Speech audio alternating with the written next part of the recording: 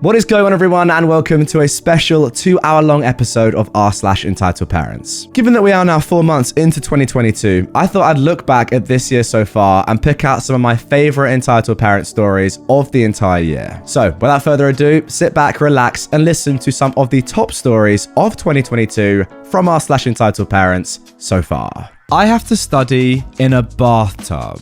So, I have an exam tomorrow, and I wanted to study. So I sat in my chair and started. Not even 3 minutes later, my dad came in. He wanted to play CSGO on my PC, so I had to get in my bed. He started playing, and as always, he started to swear. I asked him to be quiet, and he said, "My house, my rules." So I went in the bathroom, the only quiet place in our house. I'm now in the bathtub. What should I do? Now look guys, this is definitely one of the wildest entitled parent stories that I've read. There's a lot to unpack here, but the comments of this post actually reveal a lot about what's going on. One commenter says, "Your dad is a selfish child." And OP has actually replied, "Yes, he is. The keyboard and mouse are going to be oily again." What, oily? Very oily. That's weird. Someone else comments, "My house, my rules." Well, how about my room, my laptop, my rules? But OP says, "I bought it for you." I guess you can't really do too much about that. Right, he bought it for you to use in your sanctuary in peace and quiet. He can't just take that away from you just because he's an adult, especially if you're doing something important like studying. The power trip some parents are on is unbelievable. I completely agree with this comment. OP says, "Just had a huge argument with both parents, locked myself in my room. They're threatening to call the police. What on earth? Download an aimbot, get him VAC banned, delete the aimbot. Then he can enjoy some non-VAC lobbies. But it's OP's Steam account, so he can't do that." Now, there are a few more comments where people are suggesting that OP get a job or try and move out, stuff like that. But it's very clear as you read more of these comments that OP is actually quite young and can't really do that, and that his parents are extremely controlling. Look at this. So, somebody says your dad should get his own laptop. Completely makes sense. I mean, geez, he doesn't even respect your privacy. Maybe he didn't want you to study. OP says he has to know all my passwords. This is messed up. Are you 18 yet? It might be worth it to apply for dorm living. But OP says, "I'm not 18 yet," and that is part of the problem. What do you do when you're not 18 and your parents are this controlling and entitled? That is crazy. And then finally, to sum this entire story up, what the heck? Their child's education should always come first for a parent, not in our house. That is insane. Like, at first, I'm going to be honest, it seemed a little far-fetched, a story, really sending your kid to go and study in the bath. But the more I read these comments from OP explaining what's going on, wow, this dad is mental. Now moving on to our second entitled parent story. My entitled parents took COVID tests, but won't show me the results in advance of their visit with my toddler. My parents are in their 60s, and my spouse and I are in our 30s. We live a state apart, about 6 hours drive. My spouse and I have a 2-year-old who is not yet eligible for a COVID vaccine, and we've been taking every precaution we can to keep her safe, while also holding down our jobs. My parents are both vaccinated and boosted, but regularly take risks that we do not. Going out to eat at restaurants, recreational travel, not wearing masks in places that don't require it, etc. On their most recent visit, my mum had been hosting a professional workshop that involved some up-close, hands-on instruction, and she informed us at dinner that she decided to take her mask off as she was instructing students since it was so hard to teach with it on.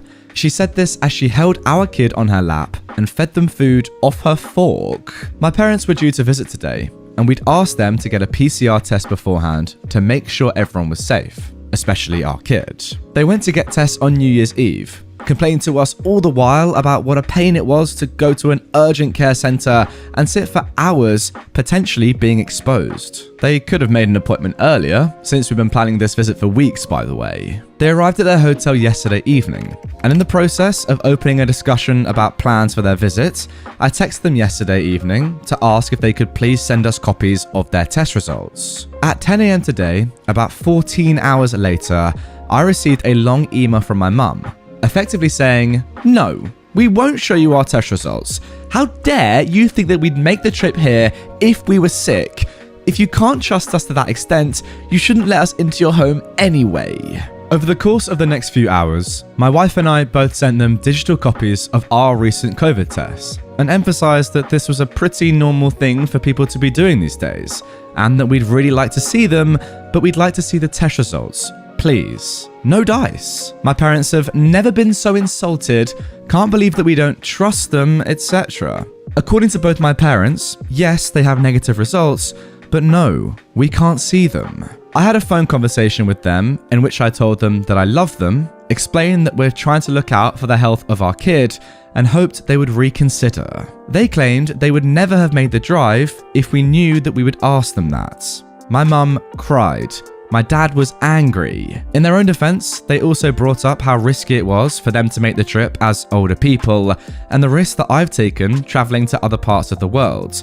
By the way, this is pre-COVID, and the time I smoked weed when I was 17, among other things, my god. If they have negative results, it would be the work of 15 seconds to send us proof. I think I believe them, but their reaction makes me wonder more than I would have before. As far as I know, they're now driving 6 sad hours back home. No visit, no time with grandkiddo. I feel terrible for making people I love feel terrible, and I'm pretty sure I did so today. But this is pretty weird and entitled, right? Yeah, OP, it is. Just a bit. That's ridiculous. I'm sorry, but your parents have to be hiding something. If they have taken the test like they've said, and they are negative like they've said, then yeah, they would just send the picture, wouldn't they? It takes 15 seconds. It's not a lack of trust. That is just an unbelievable thing to say. For me personally, I went round to my friend's house on New Year's Eve, and everyone prior to that took an LFT and posted photos in our group chat showing they were negative, just so everyone felt comfortable. It's not a big deal. It doesn't show a lack of trust. Send the picture. It takes 15 seconds, and have a nice time with your grandkid. Now moving on to our third story. On my 21st birthday, my mother tried to act like she was my bride. This is a roller coaster. Anyone who's seen my original post knows the level of infantilizing insanity my mother has towards me. She practically wanted me to be attached to her hip and wanted me to be perpetually a child. This is only one of the many nasty things she did. I don't intend to make many posts, but this story I feel like I want to get out separately from my original post. Now guys, just to explain briefly what happened in the first post in the original, here is a little TLDR. My crazy, controlling mother clinged to and infantilized me all my life, so I moved away. Then refused to come home for Christmas because she couldn't accept my girlfriend, so she stalked me and then called the police on me, claiming I was a drug dealer to try and ruin my holiday. She got arrested on Christmas Day, then my father divorced her, and no one wants anything to do with her now. So, there we go. It was late 2012, and I was turning 21. I was the last person in my friend circle to reach that age. So we decided the best way to enjoy my birthday was to have it at a local bar. My mother didn't like this idea because she didn't think it's appropriate, but the rest of the family told me to enjoy the day the way I'd like. So I decided the bar was what I wanted. My mother did call me a few times, asking me to change my mind, but I wasn't going to. Every single birthday I had while living with my parents, my mother made all about her.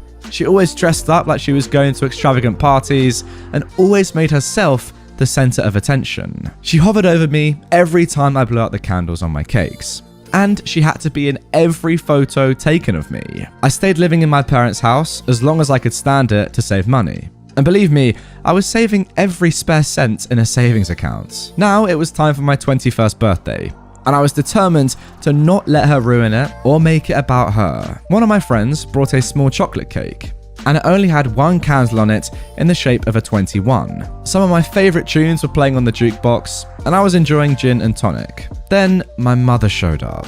She pranced in, wearing what looked like a wedding dress of some sort, and her hair was done up in what I think would be best described as Disney Cinderella style. Her face was caked in makeup to try and not look almost 50. And my dad walked in behind her, wearing his church suit. He didn't look happy. My mother pranced to me and latched onto my arm. And when I say pranced, I mean pranced. She had a hop with every step, but I pulled away from her and made her let go. I adamantly said I was not going to be holding her arm, and I was going to enjoy my birthday the way I see fit. She didn't like hearing that and still wanted my arm. Every time I got up to try and do anything, she latched onto me and tried to parade me around. One guy there I didn't know made a joke that we looked like such a happy couple. My mother blushed like she was my girlfriend or something. That made me snap, and I called out what the guy said as disgusting and that I wasn't marrying my crazy mother. My mother then gave me a shocked and then saddened look, like her inner world had just crumbled. Then she turned on the waterworks. Everyone was staring. I just walked into the men's bathroom. Thankfully, she couldn't follow me in there. My dad walked in a few minutes later and said my mother had calmed down and it was safe to come out. But she'd planted herself in my seat at the table and was told to move when it was time to do the cake, but she didn't want to. Thankfully, my dad made her get up, and my friends made sure to sit in places that kept my mother from sitting close to me or being directly in my line of sight. My best friend lit the cake, and before I could blow it out, I noticed my mother was hovering creepily close behind me. I snapped and told her she wasn't going to do this to me again, and to sit down or go away. She started making a scene, and my dad had to make her stop. Lots of people around the bar were looking at my mother and laughing. She started doing that kind of angry squinting, where you expect tears any second, then just sat back down. My friends took pictures of me and made sure my mother wasn't in a single one of them. Not for lack of my mother trying, anyway. My mother finally hit her breaking point when I got up to start dancing with a girl while a live band played. We picked that day to have the party because a local band was there in the evening, and they were playing some great classic rock. I started dancing with a nice redhead girl when my mother suddenly grabbed me by the arm and started forcibly trying to dance with me. I had to pry her off, and then she screamed at me so loudly my ears were hurting and the band stopped playing. She tried to grab me by the ear like she used to when she scolded me, but I slapped her hand away.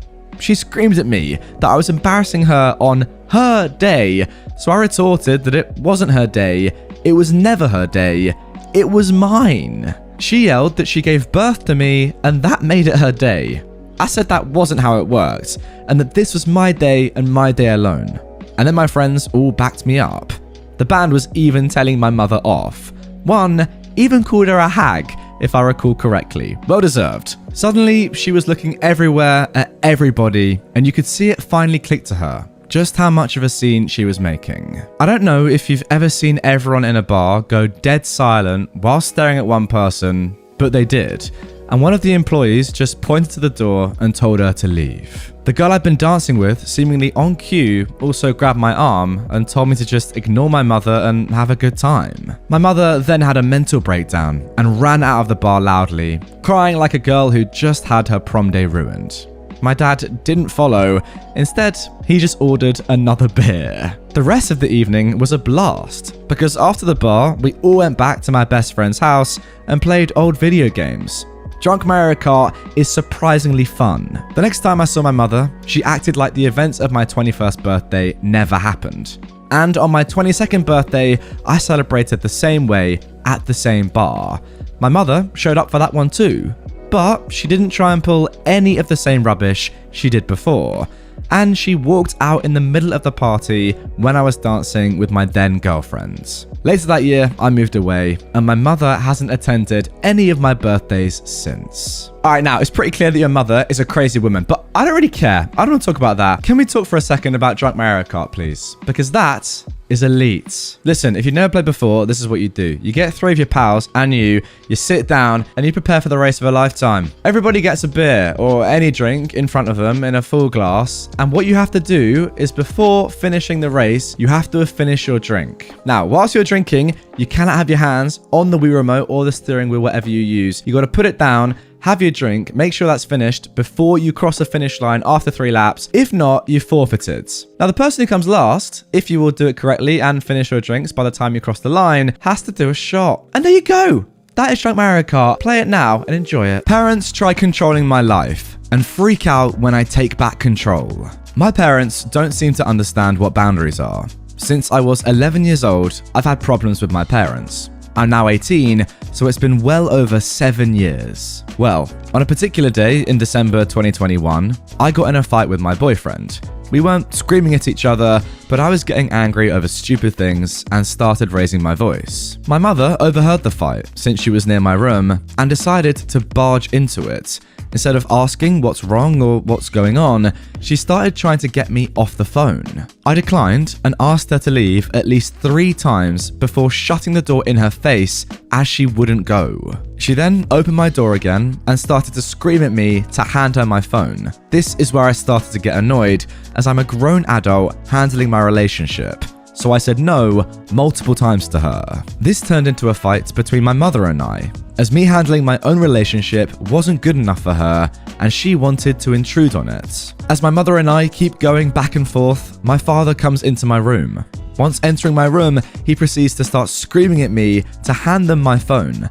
I still decline. At this point, I've hung up and showed them I have. But that wasn't good enough for them. They wanted to take it further and start threatening to take my car. It was a gift in 2020 and my dad is still paying it off, so it's in his name. I still said to them no, because I haven't done anything wrong. They start getting in my face, screaming at me. I give them my phone because I'm sick of fighting with them. And no matter how much I walk away, they keep getting in my face.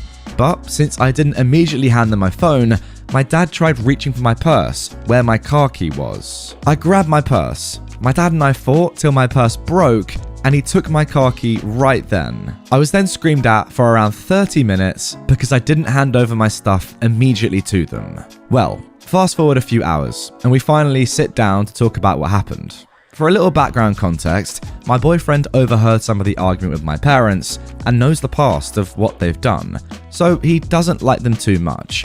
But he has been very polite and respectful to them throughout the almost 2 years we've been dating. Even when they treated me like absolute trash, he's kept on being respectful. No hateful comments to them, and he's gone above and beyond helping me with many aspects of my life. Back to the story. My parents text my boyfriend after taking away all my stuff, telling him I would be grounded for a while. My parents never give a time of how long, no matter the punishment. So, in a response, he told them that he feels sorry for me because of the way my parents treat me like I'm a mistake and as if I'm like my sister. Now, that's another story for another time. Just know she's a dropout in high school, did beer runs and stole frequently, had to be put in a girls' home and mental hospitals when she was a minor, and is only 21, yet is having her second kid. And he would gladly open his home to me, so I'm not left being treated in such a fashion anymore. This in turn made my parents very angry, so they texted him back saying that he should keep his mouth shut and stay out of things he shouldn't be involved in before it gets bad for him. But even though I didn't see the message, I was punished further for it. I then had to listen to my parents degrade him as an overall human because he sent a message to them about their behavior towards me, calling him many names such as a wuss and abusive. I asked them why they think he's abusive, and they cited our argument that happened that day. But when I told them they only heard me speaking, my tone of voice, etc., they tried to pull the I don't know what I'm talking about and I should shut up and listen because they know what's best. I still continue to stand up for my boyfriend because he's done nothing wrong, especially not being labeled abusive. He's never called me names, hurt me physically, or done anything in the realm of abusive. My parents, on the other hand, have. And when their behaviors are shown to other people outside of the people in my household, they tend to freak out and blame the other one to be abusive, controlling, and not good for me. Well, I wasn't going to take it this time, and I stood up for my boyfriend, telling them he's not abusive or a wuss and that they shouldn't be calling him that. They continued to try to manipulate me into thinking he was, even putting in the fact that he doesn't know what parents are like since his mum was absent in his life and his dad was an alcoholic. This angered me, but I kept my composure and told them to not say that type of stuff about him. But because I even defended him, I then wasn't allowed to talk to him, hang out with him, or any of my friends till my dad got to talk face to face with my boyfriend. They then also tried to take away my dream job that I was getting since I'd be working with my boyfriend's stepmom. Now, her giving me this was really a once-in-a-lifetime opportunity. Well, I didn't agree with any of that, especially since I wouldn't be able to get an opportunity to work in that field till after college, and that my boyfriend doesn't need to talk to them about the message. I see nothing wrong with it since they were called out on their BS. Since I didn't agree again, they ended the talk. and they try to pull the "you know I love and care for you" card to try and breadcrumb me into forgiving them for their behavior. This just fueled the hatred inside of me, because they never looked at their mistakes as parents and how much over the years they've hurt me as a human. Instead, they tried to be materialistic at times and get me things, which I am grateful for, but it doesn't excuse their behavior. At the end of the night, around 4 hours at most later, they had very loud sex in their bedroom that I could hear from the kitchen. This really spoke to me because they rarely have sex, and this seemed disgusting, especially after what had happened that day. So in turn, once I got my old phone and car back, I bought a new phone for myself. I plan on getting my own phone line. I blocked my father from accessing my bank account, and I really haven't been home much at all. And when I am, I'm hiding in my bedroom. This includes my birthday too. I was in my room the whole time, then went to a friend's and spent the night there. To this day, I barely try to talk to them, and I plan on moving out very soon. The only thing stopping me is completing high school and college. It's dual credits. I'm doing college and AP classes in high school, so I'm taking very difficult classes while also working my dream job with my boyfriend's stepmom. But that's my story. Thanks for reading it, and writing it has really helped me out in a lot of ways. Well, OP, it's pretty clear to me that your parents have some pretty significant control issues. Wow. I mean, I didn't even know that parents like that even existed in this world. OP, I'm so sorry that you've had to deal with them for your entire life. Yeah, as you said, looking to get out as quickly as you can seems pretty wise. It's just very horrible, isn't it? Like living in your own home and feeling as if you have to hide from your own parents because they're that disgusting. Ugh. Wow, what a toxic place to live. I think the crazy thing is now that like OP is 18, like they are an adult, yet their parents are still crazy controlling. Trying to get in a conversation between her and her boyfriend is actually nuts. But grounding an 18-year-old, surely that's not. I mean, like you can't actually, that's actually illegal. If they were genuinely holding you there against your will as an 18-year-old, that is actually illegal. Like if you called the police and they'd come, they would have forced your parents to stop forcing you to stay inside. Like you can't do that to an 18-year-old. That's nuts. Now moving on to our second entitled parent story of this episode. Entitled mum forced attendance to over-glorified church function to show off my kid.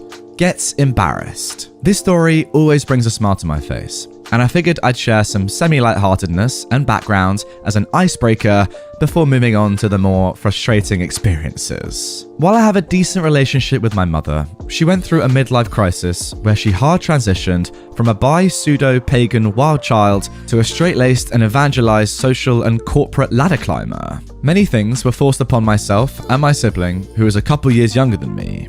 It seemed like our entitled mum was never satisfied, as she became obsessed with presentation of our and her status and turned into a rather controlling and semi-manipulative snooty booty, a quasi-Karen if you will. The funny part is our background is humble hill folk, a fact I don't let her forget ever. So, some highlights. She subjected all my friends to moral and economic scrutiny and treated the ones whose parents weren't also adequately elevated as members of a servant class, only allowing stayovers when yard work or labour was required. I'd get picked up at 6 a.m. the next day if away from home. She would also pay the better off ones more for the value of their labour. My girlfriends were also never up to her standards, and I always caught an earful and had my interests and hobbies constantly pooped on. We upgraded 3 houses in 7 years, and we swapped cars constantly to whatever made her look good for the trend of the time. Going from a fancy SUV, to a fancy sports car, to a smart car, to a fancy hybrid. She even put a dog through college. She paid someone else to take it to dog shows. And finally, I had no choice in whether or not I went to a 4-year college, despite wanting to take my Gen Eds at a 2-year. Thankfully, I didn't have to take a loan and escape portaled via the military. Even then, while she no longer could cajole, threaten, or command me to do what she wanted, she was constantly pressuring me to push away old friends and my then fiancé, now spouse, so they wouldn't drag me down, and she now resorts to whining and begging as her default manipulation tactic. Anyway, now onto the story. A couple of years after I left, she upgraded husbands, enter stepdad, and joined his large Baptist church community. She definitely touts the born-again evangelized lifestyle, and while I have no overt dislike for religion, lapsed Catholic, having now experienced a fair chunk of the world in my travels, I find many Americanized Christian churches, or organized religion itself for that matter, to be self-licking ice cream cones, rife with us versus themisms and in-crowd backpatting all around. Not much outward charity, humility, or turning of the cheek to be found. In my humble opinion, her new church was no exception, with an abundance of frosty blonde-hair biddy divas in white and silver sequin dresses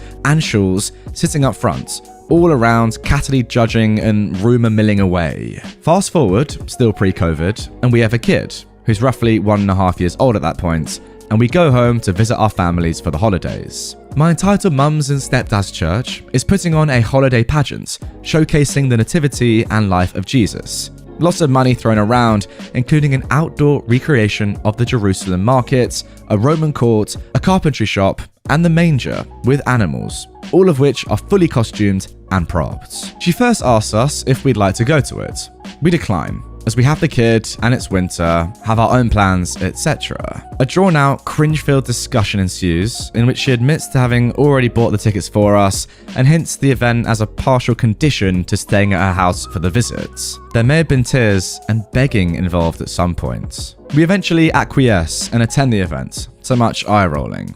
Don't worry, I get to tell her no plenty of times. Because it's a massive church, they organise by ticket lot number, and go figure, the church elite had first pick of tickets, so they all get first go-arounds and are lumped together, so we were the second or third group at the doors. The woodshop scene was pain incarnate for anyone who knows anything about wood. The actor was running a dull block plane over an unclamped 2x4, which alternated in producing the nails on a chalkboard squeak sound and chunking into the grain, throwing the block of wood off the table to clatter at the feet of the audience. The market scene was cool and almost living history worthy, including the smell of stone oven baked bread. But we spent all of 20 seconds in there pushing you through to the next station, not even getting to check out the market. The manger scene is where the magic happened. They had a lifted stage in the parking lot with the nativity crew and bales of straw for crowd seating below. We get seated in the front left, and the actors are about in the middle of the act, getting ready to present baby Jesus to the wise men, when a sound to the right of stage draws my munchkin's attentions. Buck buck! My mum was loosely holding the child, who jumps off her lap and screams, "Chimkins!" proceeding to dart up the steps with surprising agility, sprinting across the stage before God himself and the church notables to reach the chickens that were stuffed into wooden crates in the corner. Mum jumps up and follows the kid the long way around, not daring to break across the stage, being subjected to an even number of chuckles and haughty glares. She reaches the kid, who'd yoinked up a handful of the straw bedding and loose feathers from the crates whilst trying to pet the birds, and she attempted to carry away the now screaming toddler. In retaliation, when my entitled mum tried to calm the child down while walking back to their seat, the kid gave a single lip quiver before hitting the evil toddler button and artfully depositing the respectably sized wad of crushed straw, bird feces, and feathers down my mum's shirts. We left about 50 minutes later because my entitled mum was starting to itch something fierce. I love my kid. Now this story is just great because look, nothing too serious happened, it was a funny moment, and it's really good. You know, a little bit of karma. Being forced to go to an event that you don't want to go to, something you think is just way over the top and unnecessary and you'd rather just not have to do, and then your own kid becoming the center of attention and taking away from the entire point of the whole thing. It's just really good. Innocent, great, but it makes your entitled mum, you know, mad. And that's what we all want, really. Making entitled people feel bad. It's a good thing. They get a taste of their own medicine, surely. I mean, can you imagine how cute that is, by the way? Chimkins. That's just cute. I'm sorry. It's cute than anything else going on stage, that's for sure. Oh, and I almost forgot. Your mum having that stuff down her shirt. Wow, just brilliant, it really is. I give away a lot of my child's stuff on Facebook Marketplace for free when they outgrow it. The amount of parents that expect me to deliver it to them for free is astounding. Whenever my child outgrows something, I try to give it to another family that needs it. I usually clean the item up and post it with pickup only and a generalized area of where I live. Usually, with everything I post, I get at least one person message me a sob story about how they don't have a car and they ask me to deliver it. I don't deliver, because I'm already trying to do a nice thing by giving away stuff that I could easily sell. I've given away high chairs, bouncers, ride-on cars, and once an entire kid's outdoor play castle with a slide. I had one woman ask me to deliver it and then get mad at me because I refused to put the parcel on hold for her because she was going to ask around to see if someone she knew could come get it. She then demanded to know if I had any other kids' things I could give her for free because I wasted my time. Right now, I'm trying to give away overnight pull-up diapers. It's half a pack sealed. It's free. It says what area I'm close to, so people can decide if it's too far to drive to come and get it before they message me. I got one person message me asking where I live. I gave them the general area, and they said, "Oh no, it's too far. I don't have a car, but I really want this. Can you drop it off? I live in a town that's 45 minutes away." I told them I wasn't planning on driving to that town anytime soon and asked for gas money. And they replied, "I thought they were free. It would be cheaper for me to just go and buy diapers. I don't have a car, so I was hoping you'd bring them to me." It's always with the kids stuff I give away for free.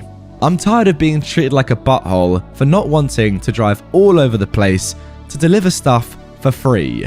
Look, I'm trying to be nice, but I'm not a freaking charity. Well, I guess for some people, free just isn't good enough. It's pretty crazy, right? You're literally getting this item for free. All you gotta do is make a short journey to go and pick it up. Something that costs money and could be sold, but no, you're getting it for free, but you're too lazy to even do that. And not just that, you want them to deliver it to you for free. It is pretty crazy, I've gotta say. Like the person saying that they could just go and buy some diapers. Yeah, of course you could, but actually you'd have to pay money to get them. These ones are free. Like, I don't get it. How is free not good enough? Now for our next story. Entitled mum gets me permanently banned from my martial arts classes for permanently disabling her son. Before I start this story, I have to add a little bit of backstory.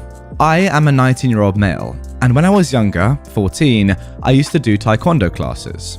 I was a black belt at the time and I really enjoyed it. We had a few incidents where parents would take their aggressive kids into classes for a free trial, but they were mostly dealt with by the instructor. But nothing makes my blood boil like this incident. I did taekwondo on every Tuesday and Thursday for around an hour. On Thursdays, I was in an age requirement class, which was 13 plus. So most kids had common sense, and it was tougher than Tuesdays, which had no age requirements, and I was helping the instructor teach, as I'd done training for it, which helped me with getting a job because I was planning on working in a place like that. So, one Tuesday afternoon, 10 minutes after the class had started, an entitled mum runs up the stairs making a ruckus with her whining entitled kid, who looked to be around 7 years old. The instructor lets me know that I'll take over for a while as he goes and assists the entitled mum and her kid. While I'm showing the class, who were mostly young kids around 7 to 9, how to do a certain punch, the entitled kid bursts through the door and runs straight over to the punching bags. He proceeds to push me over as I was crouching and starts punching the bag. I stand up immediately and say to the entitled kid in a semi-unhappy tone, "Hey, you can't be doing that to others." He immediately stopped punching the bag and says, "I kid you not, f*** off you c***s." I stare in shock at the kid, who was younger than most people in the room, that was using language that I wouldn't even use on my worst day. The kid then skips away like nothing happened. While still in shock, I continue the class, as I would tell the instructor after he returned about the incident. I look over to the entitled kid, who was saying something to his entitled mum, which I assume was about me, while she was purchasing a uniform. She stops and looks over to me in pure disgust, then says something to the instructor, who had a confused look. That is when another kid grabbed my arm and asked for help with a punch. I gladly go over and help him to get out of that situation. About 10 minutes later, the entitled kid comes out of the toilets wearing a uniform with a wet stain on it already, which we can all agree on what it was, and proceeds to start talking to the other kids about his Minecraft world. Luckily, the instructor overheard this and went over to tell the kid to listen or sit out, in which he replies, "Fine." The instructor informs me that he will take over again and I should put the punching bags back. I do as he says and then go and grab a drink and sit down while waiting for him to call for me in a demonstration, in which he does for a certain hair grab escape. After the demonstration, the class partners up, ready to have a go with each other. Then the entitled kid comes up to me with the biggest grin on his face and asks if he can be my partner. I reluctantly agree as he pulls my arm while running into a spot and says he wants to grab my hair first. I knew exactly what he was going to do, but I gave him the benefit of the doubts. He then grabs my hair with his full force, laughs, and pulls me in, To which I respond by kicking the back of his leg so that he'd fall over. Onto a mat, by the way. When he fell, he decided not to let go of my hair, but actually pull me down with him. By doing so, he pulled some of my hair out.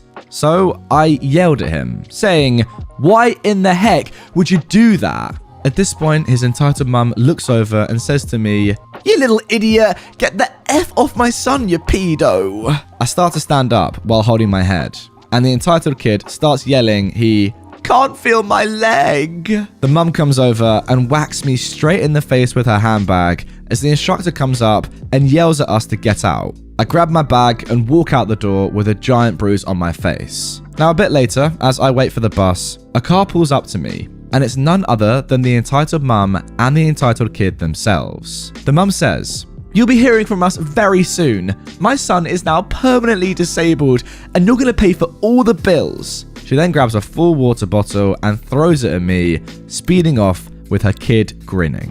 Fast forward a couple of days later, and I receive an email from my taekwondo class saying I'm banned from the place for badly injuring a child and that I wouldn't receive a refund for the rest of the year's classes. Now, I'm actually writing this story because I was recently unbanned from the place as the company is running short on members and is going to shut down if they can't keep up.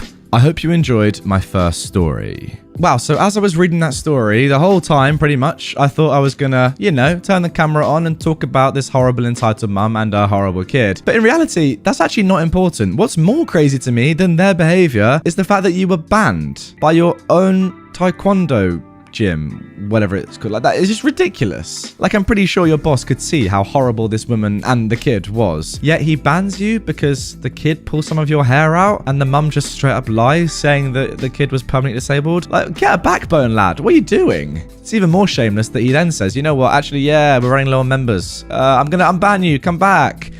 Embarrassing. What a joke. Like, I'm sorry, this guy was just willing to throw you under the bus for this Karen. Please don't go back there, OP. Find another taekwondo dojo, whatever it's called. Don't go back to that one. That guy's an embarrassment. And now for our third story of today's episode. I blew up on my parents for allowing others to use my hygienic stuff. For context, I am an 18-year-old girl and I live with my father, mother, my 12-year-old brother, and my 21-year-old cousin. I share a bathroom with my brother and my cousin. I already clean up after them in the bathroom by rinsing out the sink, picking up their dirty clothes, and cleaning the whole thing. If they spill something and don't clean it up, I do. I've complained to my parents many times about this because it's disgusting. I'm talking very gross, like they'll pee on the floor, all over the toilet, etc.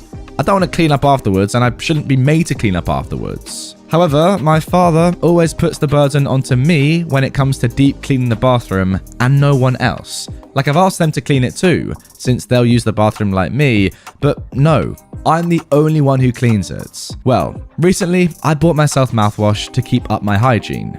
I asked my cousin and brother not to use it because that's disgusting for others to use my mouthwash because of backwash and other things. It's a more expensive mouthwash, so it's got a powerful smell of mint. Pretty much, you can tell when I use it, and I can tell if anyone else has. So, I walk into my bathroom and I smell the mint mouthwash. I look and the level is lower than it was this morning. I knock on my brother's door and ask if he used it. He said, "No, but cousin did. It's not even yours anyway, so don't worry about it." I said, "No, it is mine, and don't use it." My parents started yelling, "Hey, hey," to try and get me to shut up. But I said, "No, nobody should be using my freaking mouthwash. That's freaking disgusting." Then I closed the bathroom door to use the restroom. I then hear my mother and father tell my brother, "Don't tell your cousin he can use the mouthwash." Then, not even 5 minutes later, my mum texts me saying, "Hey, let's try not to worry about petty things. Being overall bossy and unwilling to share isn't a good way to be. So what if you bought it? We're a family and we share as one. I don't mean for this to make you mad, it's just getting upset and uptight over material things is very petty. I love you." Now, this obviously annoyed me even more because even if they are family, some things we shouldn't share as one, especially hygienic things. I don't mind sharing when it comes to things that can be borrowed and not cause me any trouble, but hygienic things are a whole different thing. So I responded with, "I'm not worrying about petty things, but using my mouthwash isn't cool. That's disgusting. I don't care if I bought it or not. That's just plain disgusting. It's like using my toothbrush, and that isn't okay. That is exactly what I was gonna say. I wouldn't care if it isn't something hygienic, but it is. So I'm gonna get upset over it. Me asking who's used it and asking them not to use it is perfectly fine. If you want to get them their own mouthwash, all power to you, but I don't want mine used. That is so disgusting.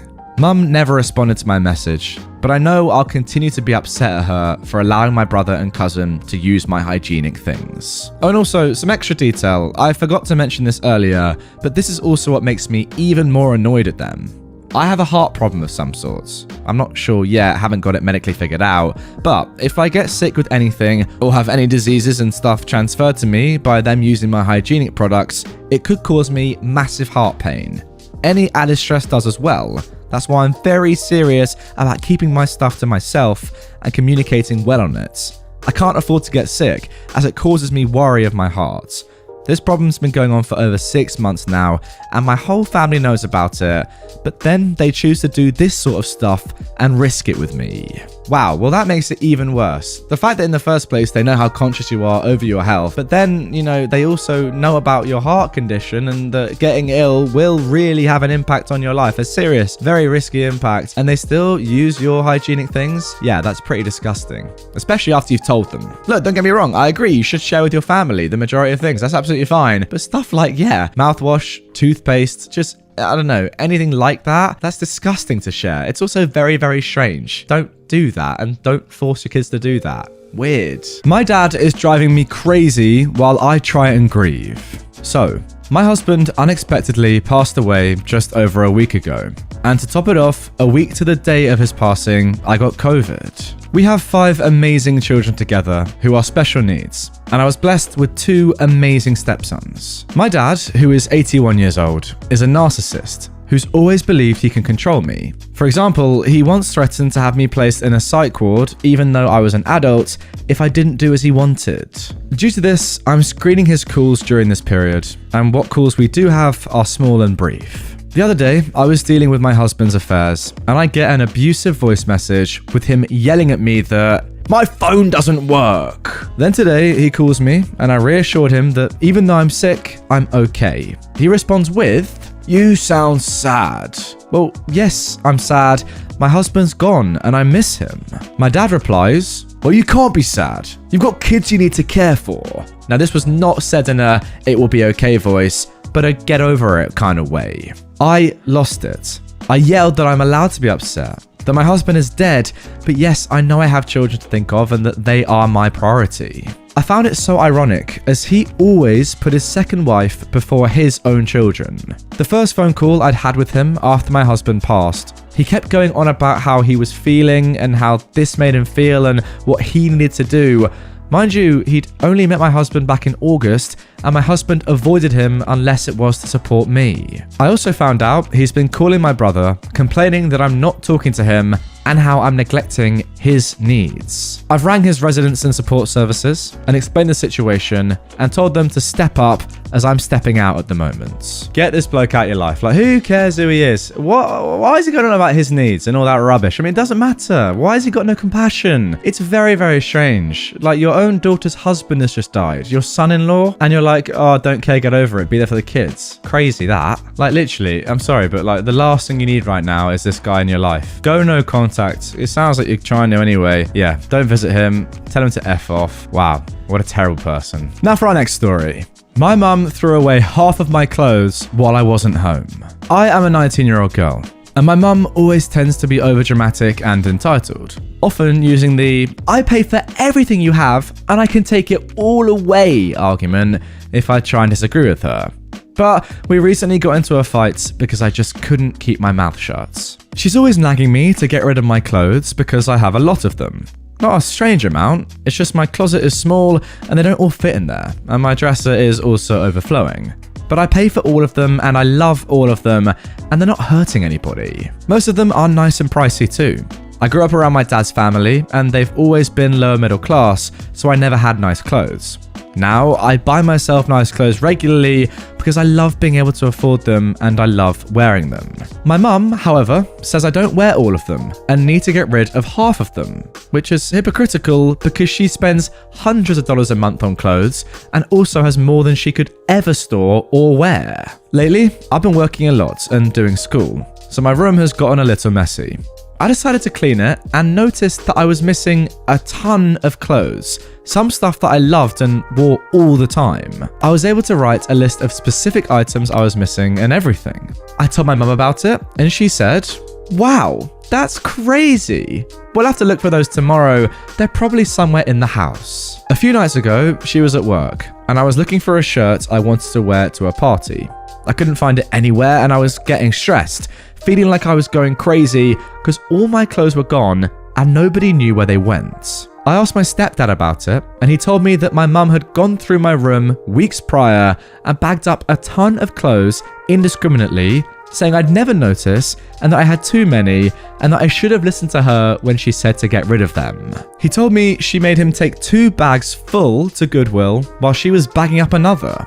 He said that he'd been waiting for me to ask because he didn't think it was okay and he wanted to tell me, he just didn't want to tell me directly because he promised her he wouldn't. I was livid.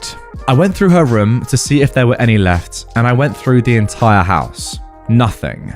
She got home and I was crying, an absolute mess because some of the clothes she got rid of were sentimental to me. She was mad at me for being mad and I called her out, saying I know what she did and there was no use trying to lie about it. I told her I paid for my stuff and she had no right to get rid of any of it and she was so entitled it didn't even make sense. I told her to stay away from my room and anything that I paid for with my money because it's not her business, and if she ever touched my things again, I'd move out and she'd never see me or our dog again. She absolutely despises my dad and his family, so I threatened to move in with them and never speak with her again. Then I left. She had 1 bag of clothes left that she hadn't yet taken to Goodwill, and she put it in my room while I was gone, but it wasn't enough. I wanted all of my clothes back, not just the few she could scrounge up. She probably took about $300 to $400 worth of clothes that I worked hard to be able to pay for, and then got mad at me for accusing her of stealing. But what else could it be called? She hasn't apologized, but she's not yelling anymore. I'm not down to forget this ever happened though.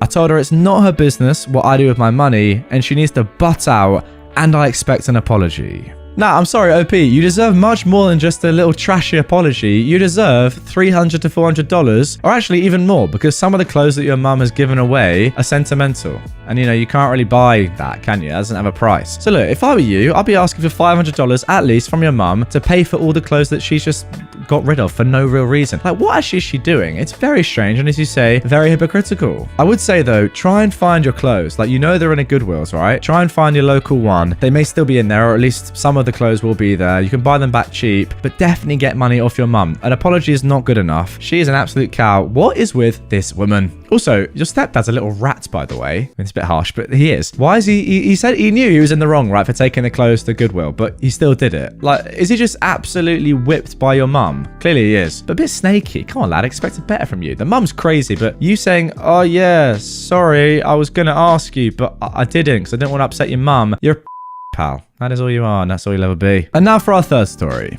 Entitled mum's son tried to trample my kid at a trampoline park. This happened last weekend, and I'm still angry about the whole thing. My husband and I decided to take our child to have some fun at the small trampoline park we have in our city. Now, our child is very young, but old enough to be allowed inside the park.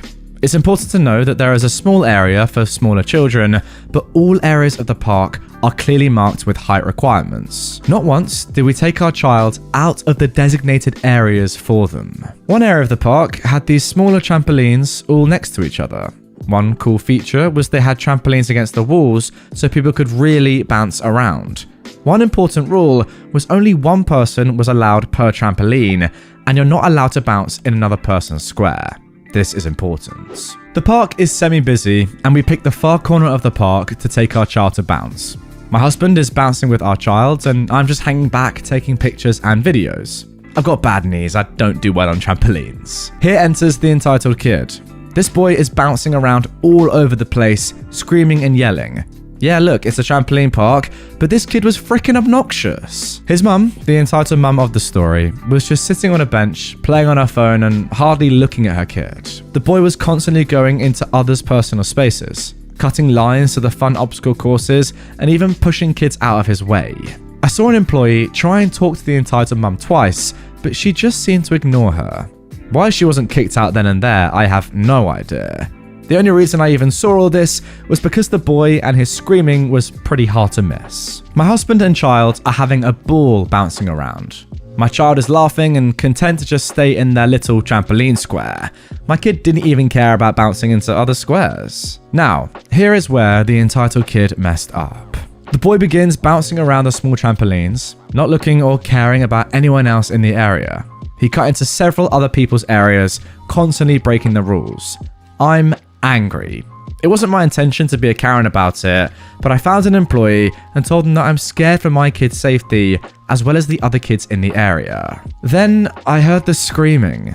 I turned to see my husband trying to comfort our kid, who was screaming their head off while huddled on the bottom of his trampoline. The entitled kid was still laughing and bouncing around. I don't even think and rush forward to my kid. I ask what happened, and my husband, who is infuriated, tells me. The entitled kid was bouncing around, and my husband asked him to be careful, because our child was bouncing in the square next to him.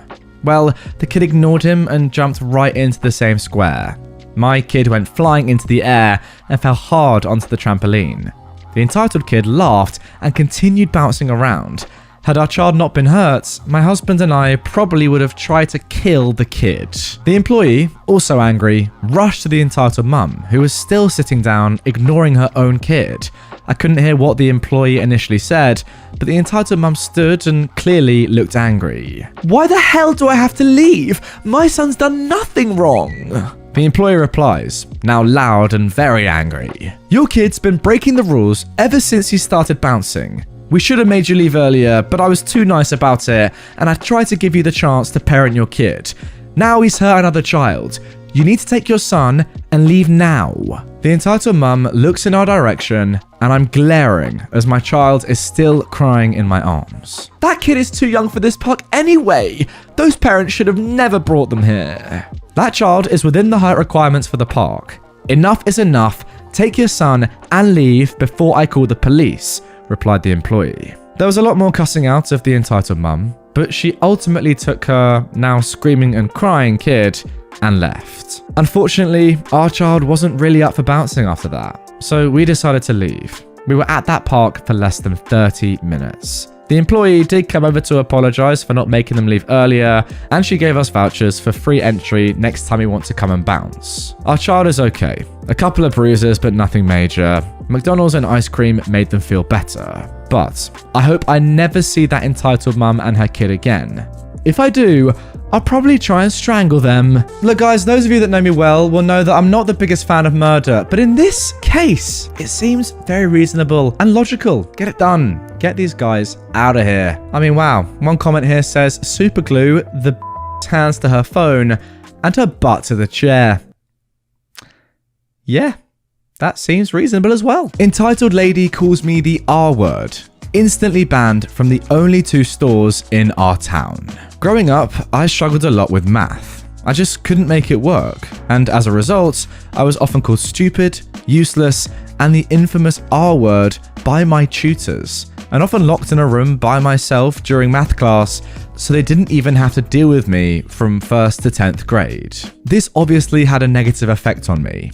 Hearing that word now instantly throws me back to those horrible years and how I was treated. I was diagnosed with dyscalculia, or math dyslexia, when I was 24 years old. I am 27 now. This incident happened in December. For some context, the lady that called me the R word had been a regular customer for a long time. Long before I even started working at the store 3 years ago. But it was only about 2 years ago that she started to treat me the way that she did. She was always a bit grumpy and rude, but nothing unusual. About 2 years ago, I was falsely accused of stealing money from our elderly neighbor by her relatives, which turned out to be a lie. The elderly lady, let's call her Mary, who has passed away, was an old family friend of ours, in a way, like a third grandmother to me, as she was a close friend of my maternal grandmother, and she celebrated birthdays and Christmases with us. She had simply lent a small sum of money to me so I could pay off some debts, and by the time these accusations began to make their way around town, I'd already paid the amount back. I've got a whole list of other stories about her deadbeat entitled relatives, but that is for another time. But the entitled lady of this story is one of those who judges you despite having all the facts. She decided to go from disliking me to absolutely hating me in a matter of a day. One day, after these rumors began to spread, she began to become extremely agitated.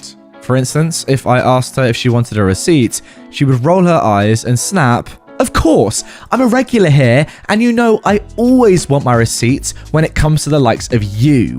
I knew that, however, it is store policy to ask if they want a receipt, as it is in all stores.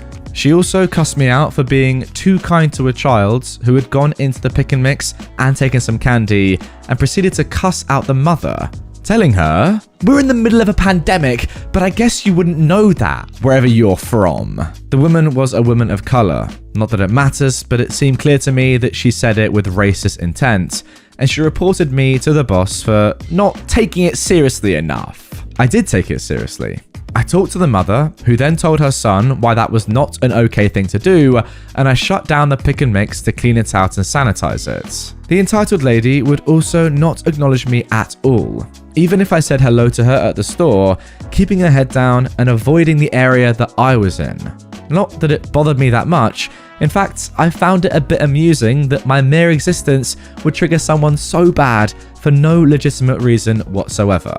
Until this December. December is a busy month for our little grocery store.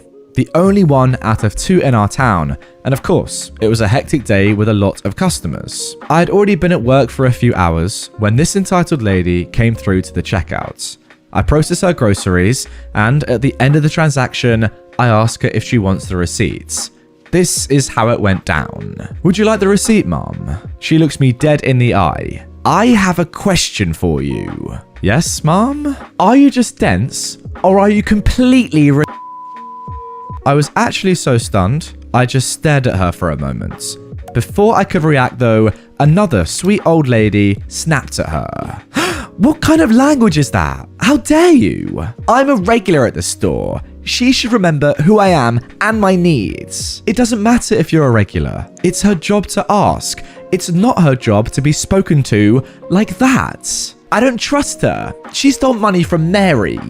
I knew Mary and I know OP. Mary was like a third grandmother to her. She wouldn't dream of doing something like that. Shame on you. By now, I was on the verge of tears, and I excused myself as I called for my co-worker, leaving the checkout to go hide in the break room, where I instantly broke down in tears. 15 or so minutes later, my manager comes into the break room.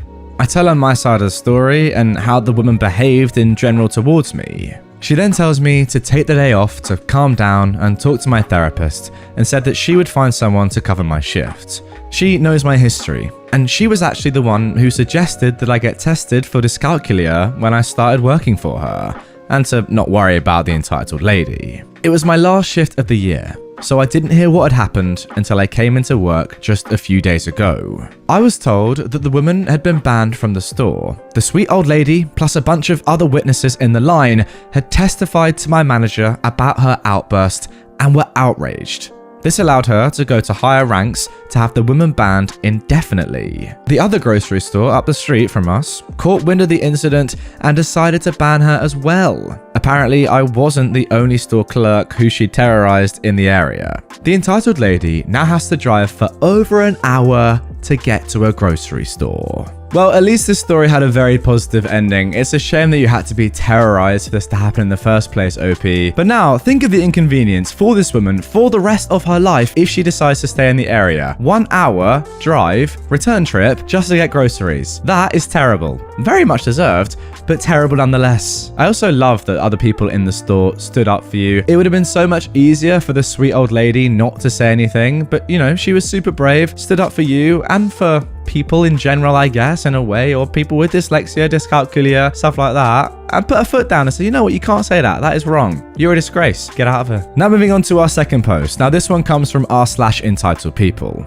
HR expects me to work for free. I completed my graduation from a pretty prestigious university in my country and moved back home as my parents weren't doing so well. Although I had an attractive degree, I had no previous job experience or connections as everyone I knew moved on from the dead-end city I was living in. I applied for internships and tried walk-ins to no avail. Finally, a friend shared a job posting for a sales job at a prestigious publishing firm. Not a job I was going for at all, but at that point in time, I was desperate. I go in for the interview and had a great time meeting the team. There were a total of 3 rounds with people being cut at each. Now the stipend they were offering was already extremely low, $215 a month, but I figured I could move on to better places or even go higher up in the company with time. Within a couple of days, they called me with a job offer. I was absolutely ecstatic as I could finally start contributing to the house, albeit quite measly. We discussed timings, shifts, and then, just as she was about to hang up, I asked, "The salary is the same as what was posted on the job site, right?" She said, though, that she had no idea what I was talking about. She was the HR, and that I should be grateful for getting a step in so early in my career. She went on about the training they provide, which would cost me thousands anywhere else. Again, it was a sales job, the connections I would make, and the exposure. Finally, she said that I was expected to work for free. At this point, I was speechless and asked for how long.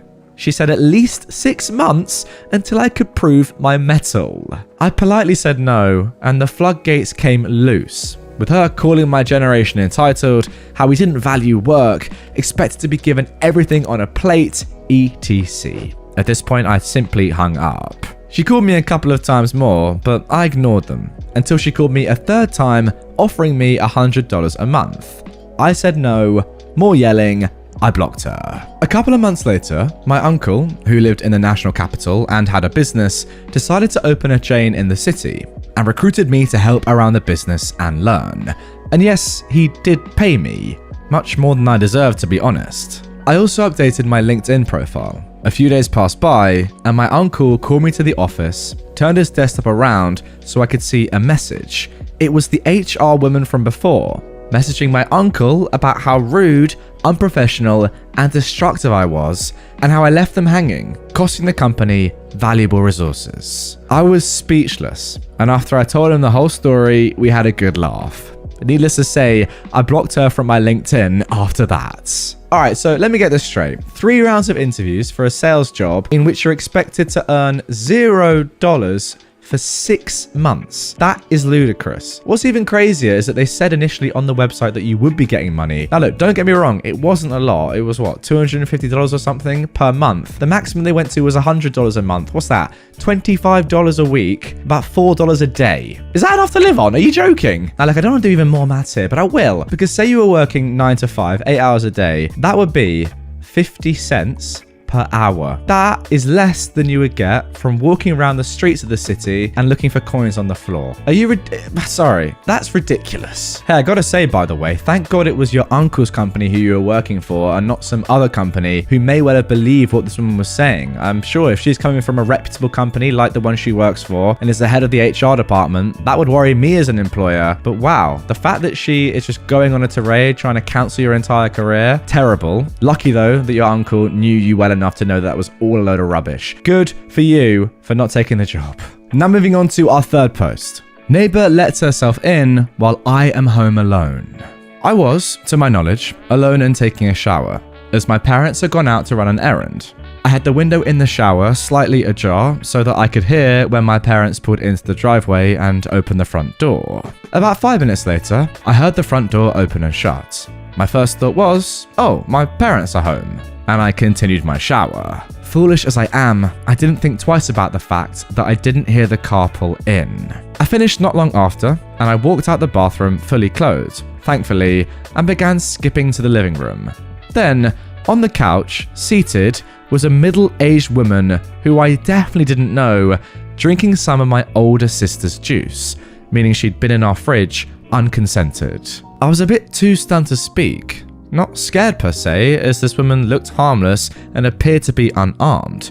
I tried to reach for my phone on the dining table to call the police, but she stood up and blocked me. I could apprehend her if necessary, but this woman easily looked like one of my mother's clients, and my mum has a tendency of letting people over without informing me beforehand, so I thought that this could be another instance, and therefore I wasn't overly concerned. The following conversation ensued. The woman said, "You look just like your mother."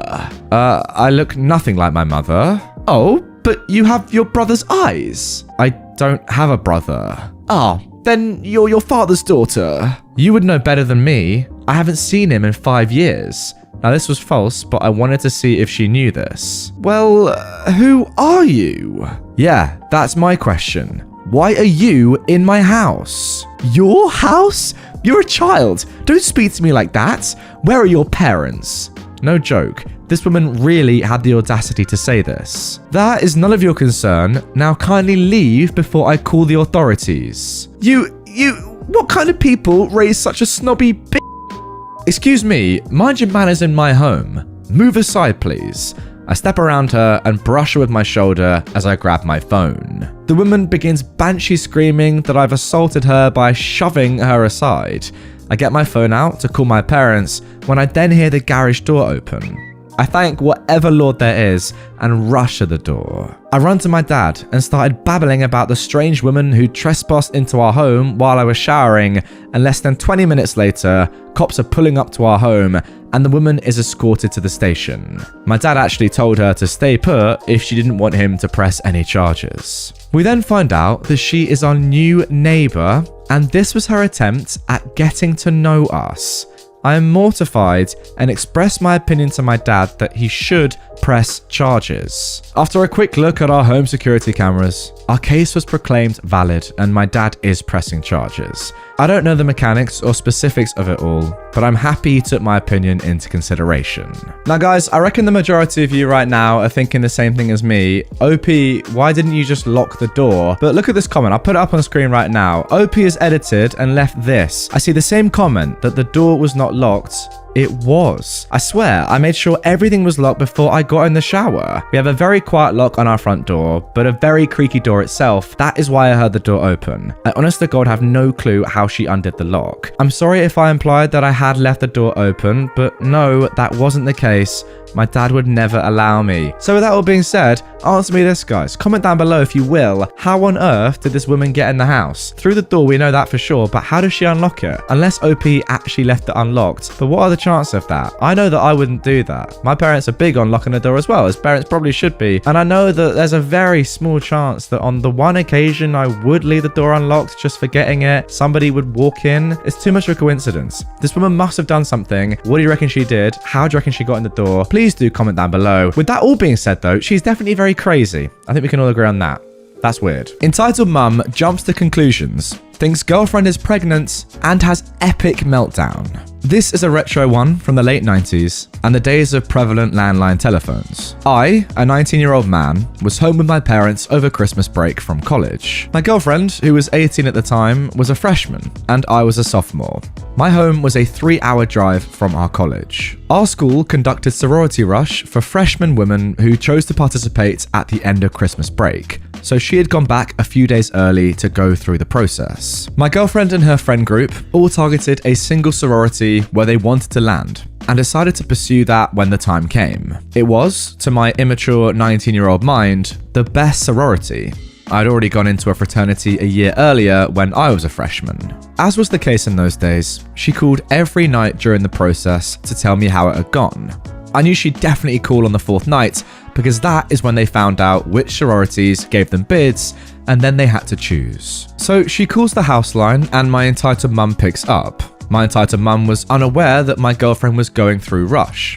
I wasn't trying to hide it, but it's just not something we'd discussed as mother and son for whatever reason. Anyhow, when my entitled mum picks up, my girlfriend is clearly distraught and crying. My mum yells up for me to pick up the landline phone in my room, and I do. My girlfriend did not get into her preferred sorority.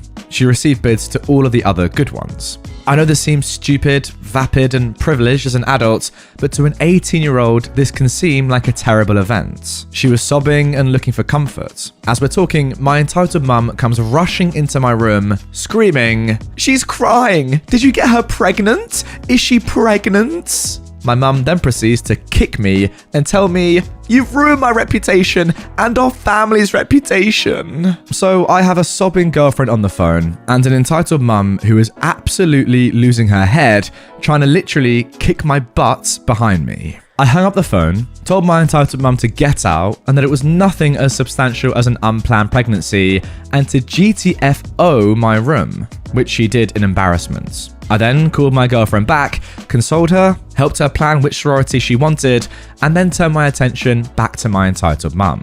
She was supremely embarrassed, but defensive, saying, "I was just concerned about you." I told her not to jump to conclusions in the future, but she was exceptionally defensive of her stupid actions. This was my first lesson that my entitled mum was not meant to be a parent to adult children, and it ultimately led to me going low contact with her a few years later.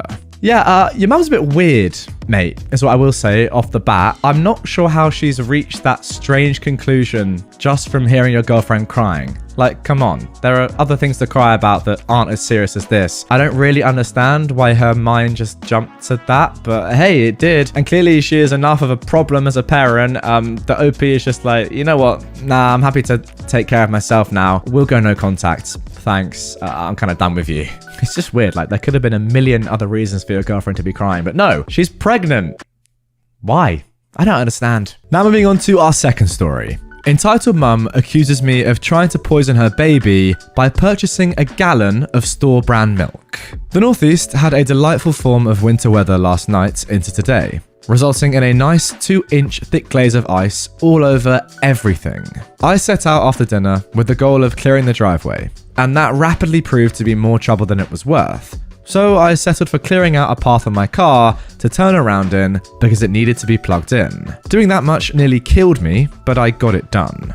I figured since I'm moving the car anyway, I may as well run to the convenience store for some essentials before I plug in the car and collapse. On my way down the street, I noticed my new neighbor is out clearing his driveway, and I stopped to ask if they need anything at the store. He says he would very much appreciate me grabbing a gallon of milk for their baby. I ask if there's any special kind he needs. He says no, just a gallon of whole milk.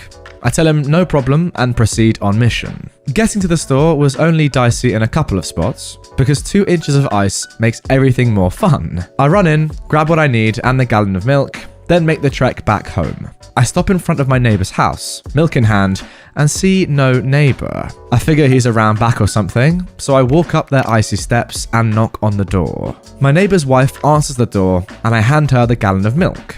She looks very puzzled and says, "Thank you." I say no problem and start the stagger back down the steps. Not even halfway down the 4 steps to their front door, and I hear, "Are you kidding me? Are you trying to poison my baby?" I experienced a curious blend of puzzlement and alarm, and I turn around to look back at the woman, who is now thrusting the milk back out at me with a furious expression on her face. I only see milk, no poison. She then clarifies that the milk isn't organic and likely contains all these horrible pesticides and growth hormones, and I need to take it back right now. I just say, "Oh, my bad."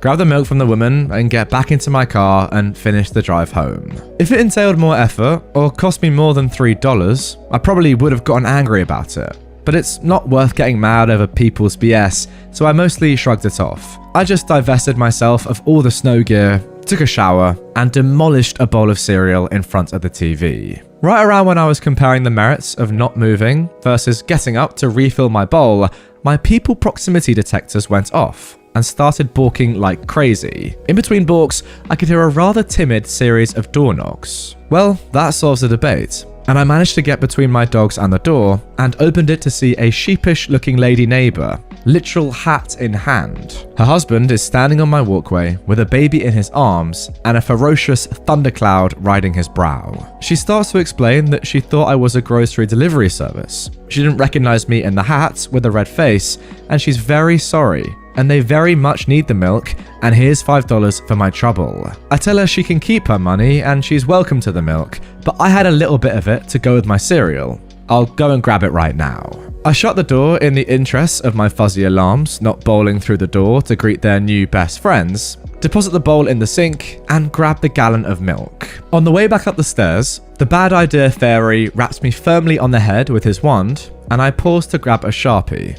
I cross out the milk portion of the 100% milk label and write poison underneath. I then open the door and hand over the now correctly labeled container to the wife and wish them a safe trip home. She sees my corrected label and turns beet red. Then she turns and walks down the stairs, and I can see the husband read the label, connect some mental dots, and then start laughing before the door shuts and I go back to whimpering in front of my TV.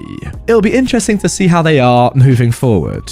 The problem that I've got with this story and with this woman is that the lady validated what she was saying and how she was saying it because she thought you were a grocery store worker or delivery driver. That doesn't make it okay to speak to someone like that. In fact, if anything, it makes it worse. Like, you're just looking down on people because they're a delivery driver and you feel the need or you feel allowed to speak to them like that. Nah, that's not on. You shouldn't talk to someone in a certain way just because you believe they're of a higher status or your neighbor, whatever. Like, it's just ridiculous. I'm sorry, but it takes a sort of person to say, oh no, it's their job, you can deal with the abuse. Like, you don't need to be abusive to somebody just because it's their job. It's a very, very strange mentality. Almost a weird mentality, I would say. That's enough of that. Let's move on. And now for our final post. Hit a bike, lose your house. Many years ago, in a land a few blocks away, I loved to ride my bicycle. Single mother, no car. It was nothing really special, but it got me all over town. I mostly kept on sidewalks because traffic can be filled with too many entitled drivers. I got to a corner and saw a car coming up the side street to the stop sign. The driver slowed way down, so I assumed he would stop where he was supposed to. He didn't. My bad, because I'd already started to ride my bike off the curb into the street in front of him. You guessed it, crunch. I squirmed my way from under the rest of my bike and the car and started checking myself for injuries. Just a bruised knee, so I was very lucky. The driver got out of the car and yelled at me for being in his way. He didn't ask if I was okay, and I yelled at him for running a stop sign. A passerby checked on me and called the police. While I was safely back on the sidewalk with the passerby, the driver pulled his car about 5 or 6 feet forward, dragging my bike. I think he knew he was in trouble, so he altered the accident site to look like he was already around the corner, because when the police came, that's what he told them. He said he stopped, proceeded around the corner, and I just barreled out into his path. The police officer asked for my story, and I asked him to ask the driver to back his car up a bit, and I'd show the officer exactly where we both were at the time of the accidents. He was wondering how I could be so positive. But then, once the driver moved his car, I pointed to the scrapes in the street that my bike had made when I was hit. The driver got a ticket, and I got his information. I wrote several letters to him, asking him to replace my bike, but he ignored them. I finally had to take him to small claims court to be compensated for my squished bike. He didn't show up. The judge reviewed all my evidence and awarded me the cost of a new bike, plus pain and suffering for my bruised knee. The court served him those papers, but he ignored them too. Now I'm frustrated. No money, no bike. And now the real entitlement begins. I found another secondhand bike and started riding around again. I decide to pedal by the driver's house just because I'm curious, and there's a for sale sign on his lawn. So he's trying to move and make a getaway just to avoid paying me. I went home, gathered all my paperwork regarding the judgment, and head to the courthouse. There, I filed a lien against his house for the judgment amount. Then I called his realtor and informed her of the judgment and lien. She called the driver. Now, 6 months or so after the accident, I finally hear from the driver. He called and threatened me over the phone, telling me he had witnesses who could prove I was wrong about how the accident happened. I informed him that the time to have brought those witnesses was at the court dates, which he missed. He told me that I'd better take the lien off the house. I refused. He tried to tell me he could sell it, then he would pay me. I told him that's not the way it works. Pay me and I take the lien off. He growled something and hung up on me. 2 months later, I get a call from the realtor who wants to stop by and drop off a check. I sign the lien release and get a cashier's check, and my kids had a great Christmas. Wow, that is very embarrassing from this man. Look, obviously he doesn't want to get in trouble, and I understand that, but you have to be accountable for your actions, and trying to fake an accident where it happened anyway, and then trying to sell your house just so you can move and not pay a little bit of money as a fine. It was only a ticket, right? It wasn't criminal. It wasn't, going to prison or being arrested. Just a little small fine. Is that really worth selling your house for so you don't have to get proved wrong and missing court dates, etc., etc.? Very embarrassing. Grow some cojones, my friend. It's not that deep. And you almost caused a serious accident. Hold yourself accountable. Hey, I would say this guy is probably the sort of person that you do not want to run into, given that he doesn't have a problem with running into other people. What a shambles of a man. My dad refused to buy food and starved our pet gecko. This childhood memory still keeps me up at night, which is why I'm currently up at 4 a.m. writing this. When I was around 13 years old, my dad bought my brother a leopard gecko for his 14th birthday. He wanted him to take care of the gecko to teach him a lesson in responsibility. Therefore, the duty of cleaning up after him and feeding the animal was left to my brother. At first, my dad bought some cups of mealworms for our gecko, but after a few months, he began to say that was my brother's responsibility. My brother worked at a fast food restaurant 1 day a week for a few hours, so he did have some income, but not much. He said that he didn't make enough money to buy the gecko food every week. Our dad also wouldn't drive him, so he had to take a bus to get to the pet store, which I guess further complicated things for him. Our gecko lived in the basement in my brother's room, and would go weeks at a time without his mealworms. In my desperate attempt to help the animal, I would go outside myself and try to catch bugs for him. I tried to find worms in the dirt, but the dirt in our yard was hard and I was never able to find any. We had a box elder tree that always had a good supply of box elder bugs, so I'd give him those. He ate them at first, but after a while he didn't show them any interest. I would have tried to buy worms for the poor guy, but I didn't have any income because I was too young to get a job. Remember guys, the OP is 13 at this time and their brother is just 14. Sometimes I would scrounge up some change, but I usually had to use this to buy reduced fare lunch at school. My dad at this time also stopped stocking the house with food. So my brother and I, in addition to the lizard, were starving. We went through all the canned food and dry staples that we had. And once we got through that, we would beg our dad to get groceries. My dad would get really angry and scream at us that there was plenty of food in the house. We just needed to stop being lazy and cook it. One night, he brought home a bag of maize flour to make a point of encouraging us to cook. I made some corn tortillas out of it a few times, but they weren't the best because I had nothing to eat with them. I wouldn't eat anything typically on the weekends when I didn't have school. And then, during the week, I could purchase a meal of 2 tacos and a cup of rice for about $1.20. That was my one meal a day. Anyway, I felt like my dad was turning a blind eye to the fact that we had a starving lizard in our basement. So I decided to move the enclosure to our kitchen. That way, he'd have to see the lizard every day. I thought if he could see the lizard every day, he would feel bad and start buying him food. Well, this did not happen. Eventually, the gecko took a turn for the worst. He stopped eating the box elder bugs and started sleeping in his water bowl. At the very last minute, when it seemed clear that this animal was going to die, my dad went to the pet store and grabbed some things for him. He fed the gecko some white paste stuff that was supposed to help him, but of course, the gecko was way too far gone at this point. He died. Once he died, my dad said he was disappointed in my brother for not taking care of him.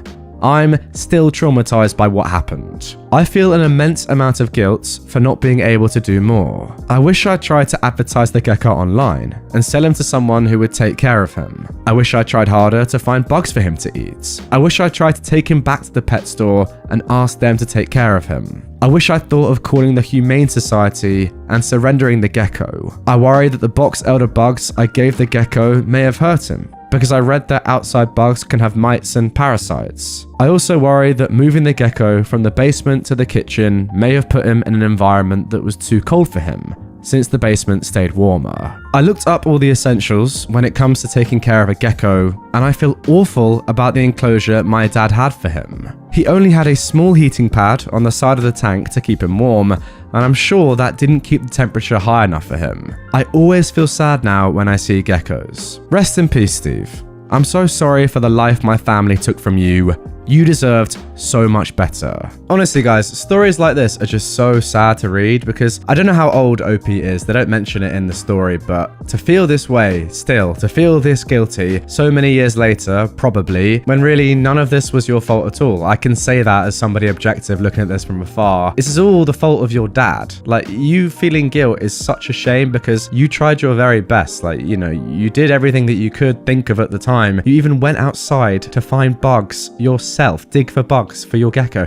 That's an insane level of commitment, something that your dad clearly didn't show. And the fact that you feel guilty about it is just sad because really you shouldn't. None of this is your fault at all. I mean, the terrible thing about this is that it's not just the animal that was getting rejected, it was you and your brother as well. You tried your best, as your brother did as well, to look after the animal, but ultimately, when a dad isn't even buying their own kids' food, yeah, they're probably not in the best position to look after an animal either. That is mental. I hope that, you know, some sort of repercussions came against your dad, or at least they can do subsequently, because not looking after your kids and their pet, like, that is crazy. What I would say though is instead of being cruel and hardened like your dad, it's good that it sounds like you're an empathetic and loving person, OP, and you have none of your horrible father's qualities. That's at least one positive to come from this, if there are any at all. My god, your dad though. What a terrible, terrible bloke. Now moving on to our next Entitled Parents post. Karen begs me to look after her cats and then claims to have moved on when the cats need medical attention. Last year, Karen, a 70-year-old woman, approaches me on Facebook and asks if I would take her cats and look after them. She was going to live in a camper van with her husband after she became very wealthy with Bitcoin and didn't want to stress the cats out by taking them traveling around Europe. She'd rescued them like a week before they decided to go on the road, and they've been in a cattery for the last 5 months, being looked after by someone else. When she delivered the cats to our farm, she made a huge fuss. Despite sending her photos beforehand, she absolutely refused to put the cats in the enclosure we had prepared for them to stay in for the first few weeks. Nothing else was good enough either. Our dogs were too big, the house was too small, there were no street lights, we live in the country, etc. I grey rocked her the whole time, successfully put the cats in their new home, and calmed her down. She had an entire car boot full of brand new cat accessories, like little harnesses and weird outfits. Farm cats don't wear tutus, and she cheered up a bit when we made the right noises, despite the ridiculousness. Then her husband turned up in the camper van that looked like the tour bus of a major rock band. It was huge and fancy. At this moment, she suddenly turned up the volume and started wailing and crying for her poor kitty babies, and her husband was pandering to her the whole time, wiping away the tears with his hands and supporting her as she half collapsed on the driveway. Eventually, they leave, and the next morning, they're posting pictures of themselves sipping champagne at the beach. Over the next few months, we regularly send updates to Karen with cute pictures of the cats, and she always replies about how grateful she is that we're looking after them. But she never writes to us to ask us how they're doing, even when our area is hit by a natural disaster. At some point, she planned to visit them, but it rained. So despite coming all the way to our remote town, she just kept driving. Whenever we posted pictures of the cats on Facebook, she would always comment about her cats. Last month, I wrote to her and said that the cats were doing well, but that they were suffering the cold a bit and spending all day on the couch by the fire. She replied with instructions that I should be keeping them warmer and make sure that I'm looking after them. I gave a non-committal response. Yesterday, I wrote to Karen to tell her that one of the cats was critically ill after being sideswiped by a tractor. I'd been up all night keeping her alive, and now she was at the vet's awaiting life-saving surgery. Next thing, my phone's blowing up. It's Karen's husband screaming down the line, asking me, "What exactly are you getting out of upsetting Karen all the time with your messages?" I tried to answer, but obviously he hadn't called to listen. He proceeded to tell me that I was a sadist, a bully, and an abuser, and that Karen had given us the cats, so why am I upsetting her with these messages when she's moved on? I apologised for any offence given and tried to explain that I only thought she would want to know, since they were her cats originally and she loves them so much. His answer to that was to demand I delete Karen's number from my phone and never contact her again, because she wasn't interested, and not to give any more updates on the cats. I said, okay, sorry, I'll no longer contact you about the cats, and then he hung up. 3 hours later, I get a message from Karen, all about how terrible this is for her. She can't cope with the thought of the cat being ill, and it's not her husband's fault for shouting. He's just trying to protect her from this unbearable pain. I told her I thought it was really unkind of her husband to shout at me, since I'm in the middle of a pet crisis, and I was only trying to do the right thing by keeping her informed. She called me a selfish prick, hung up, and blocked me straight away. Unfortunately, I didn't get the chance to tell her that since the cats are still legally registered in her name, she is liable for their expenses, and that the vet scanned the chip as soon as we arrived. We often bring in stray animals, so he knows that not every animal we bring in belongs to us, and it was her name that came up. I guess we'll cross that bridge later. In the meantime, the cat is doing well, and we hope that she lives because she's part of our family, and we certainly haven't moved on. Now look guys, some of you may know better than me what's probably going on here. Does OP run some sort of animal farm that looks after just pets in general? Probably. I don't really know. I assume that's what's going on. But anyway, the fact that it seems like you've taken in Karen's 2 cats for free, OP, are looking after them completely for free while she's off gallivanting with her husband doing whatever knows, probably something very naughty, I imagine, is one thing. Right, that's nice enough. It's actually kind of insane that you're doing that. But fair play, it's for the good of the animals, I rate it highly. But then, when she says, no, you know what, I no longer care about them, just keep them. And also, oh, it's such a pain that, you know, one of them got hit by a tractor. Don't care about the medical bills though, you can deal with that. Like their food and, you know, their housing, everything. Yeah, you deal with all of that. It's embarrassing. I don't get it. You know what's good though? The fact that she is going to be hit by this bill. I imagine for life-saving surgery for a cat, it's going to be quite an extensive one as well. So yeah, look forward to that. But then again, if she has made a lot of money through Bitcoin, she probably won't care. An interesting story. And again, this is why entitled people and entitled parents should not be allowed pets in the first place. They're a disgrace. Friends cut my hair against my will. So this one time during lockdown, I decided to grow my red beard and grow my hair out because I wanted to see what it was like, you know. Now, because I only live with my wife and my kids, I decided it was a challenge for myself to do it. My wife was fine with it, just with the occasional ginger joke thrown at me.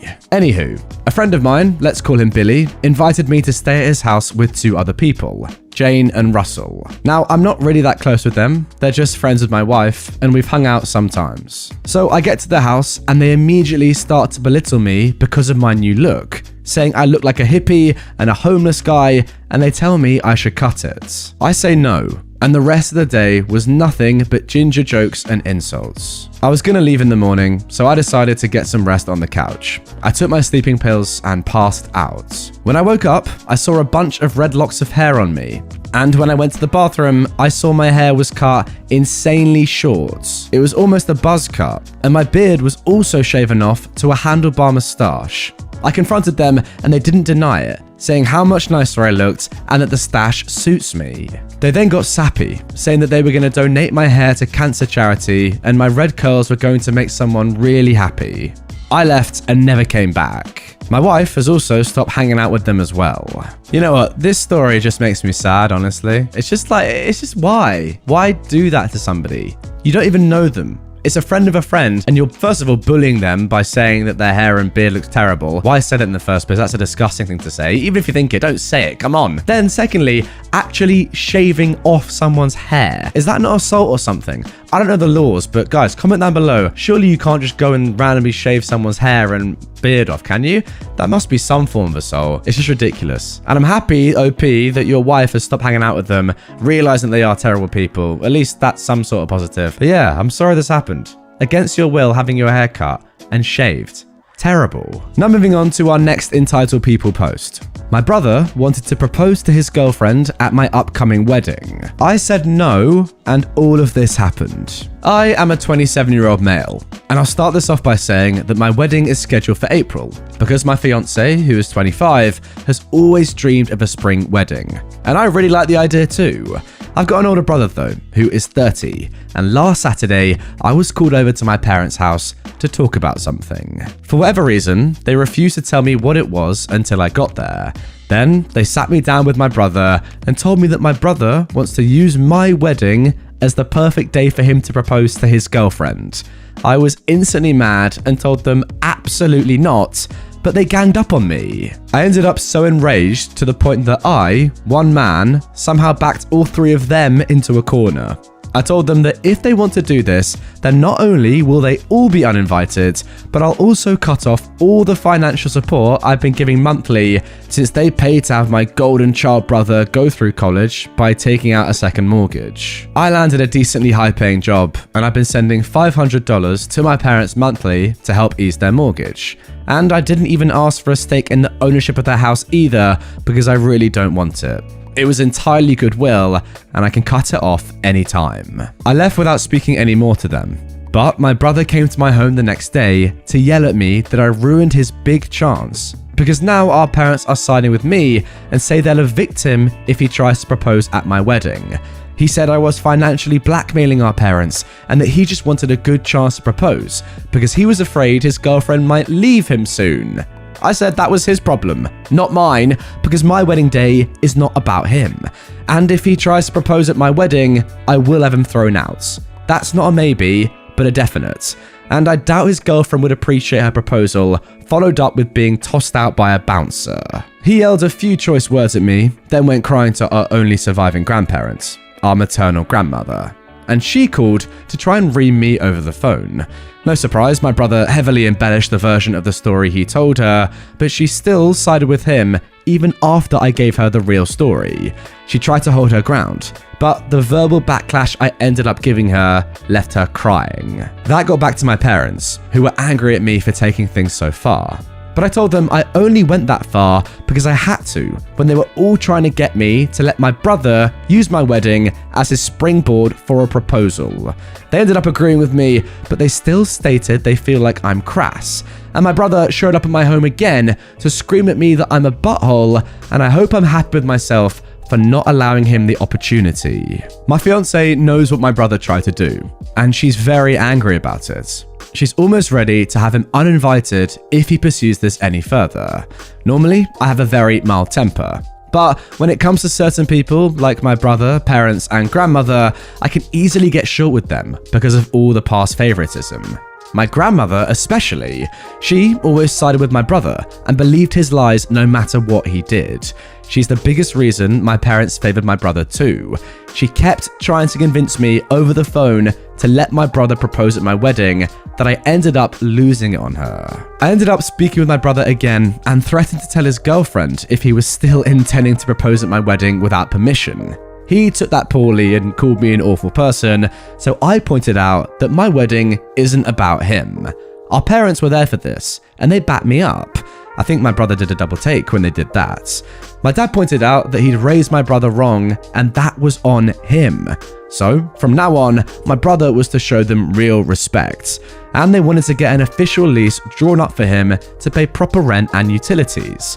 He was only paying them $300 a month without contributing to any utilities or food. And if he doesn't want to pay, he can move out and they'll rent his room to someone else. My brother turned to our mum for help, but she just agreed with dad. He looked like he was having a conniption and then left the house. He came back a couple of hours later, but spoke to no one and locked himself in his room. 2 days later, my brother announced he was moving in with grandma because she invited him. And our parents basically told him that if he wants to live with her, then go ahead. My brother responded to this by saying we all hate him for just wanting to propose to his girlfriend. My parents pointed out that it's not that he wanted to propose, but where he wanted to do it, and he'd get no support for it. He's refusing to talk to our parents now. My grandmother did try and call me again, but it ended up with me telling her that my brother will not be allowed to propose at my wedding, plain and simple. So he can get over it or not come. And the same goes for her. I ended up calling her out on her favoritism towards my brother since we were kids, which she tried to deny at first, but couldn't keep doing so because of how much I'd pointed out. She ended up crying again while I told her that if she keeps trying to insist on this, then she won't be coming to my wedding. She begged me not to rescind her invites, but still said she doesn't understand why I couldn't let my brother have his way before ending the call. My fiance is 100% on my side, and he's fully ready to remove my brother and grandmother from the wedding. My grandmother hasn't called again, and she's not talking to my parents either. My guess is my brother went crying to her again to tell her mummy and daddy weren't enabling him anymore, so she offered for him to move in with her. But there's literally nothing she can do to sway me, and I think my last conversation with her made her realize that. I didn't wish to tell my brother's girlfriend, but she called me up on a Saturday about my Reddit post. She'd seen it read in an online video and then realized it might be me with the way I described my brother and grandmother. So yeah, now she knows. She ended up tearing my brother a new butthole, and he still tried to justify himself to her. That's when she told him they were through and cut all contact with him. My brother, of course, blamed me, even though his girlfriend said that she's been ready to leave him for a while now, and if he tried to propose, no matter where, she'd have told him no. So that's it. My brother showed up at my place one more time to have a fit and said that he's boycotting my wedding. He actually thought he had leverage that he and grandma won't go. But I said I wouldn't miss him and that he's in his 30s now and needs to grow up. Our parents have cut the umbilical cord and are no longer supporting him. And they're already repainting his room to rent it to somebody else. And they plan on renting out my old bedroom as well because they need the money after the financial hole he left them in after dropping out of college, just to mooch off them for a while and then get a degree with online college later, and then barely pay any rent while also making them pay for his food and utilities despite having a good paying job. They spent the world on him and he wasn't the least bit grateful. That made my brother just shut down and leave. And since then, we've not heard a peep out of him. That's everything that's happened from my original post up till now. I mean, guys, this story, as I'm sure you will agree, just is beyond belief. You can choose anywhere in the world and any moment, any time to propose to your girlfriend. But no, you think the best idea is to do it at your brother's wedding. I'm not even going to comment really on how ridiculous that is because it's just so obvious and just so dumb. You know what's even funnier and just kind of shows how dumb your brother is, OP? The fact that he wasn't even sure whether he was going to stay with his current girlfriend or not. And then he was like, oh, don't worry, if I get engaged to her, then yeah, we'll be fine. It's like, you're probably not in the best place to get engaged to someone when you're not sure you want to be with them in the first place. And then they subsequently say, and it's probably quite obvious at the time, no, I don't actually want to be with you, full stop. Let alone get engaged. Are you ridiculous?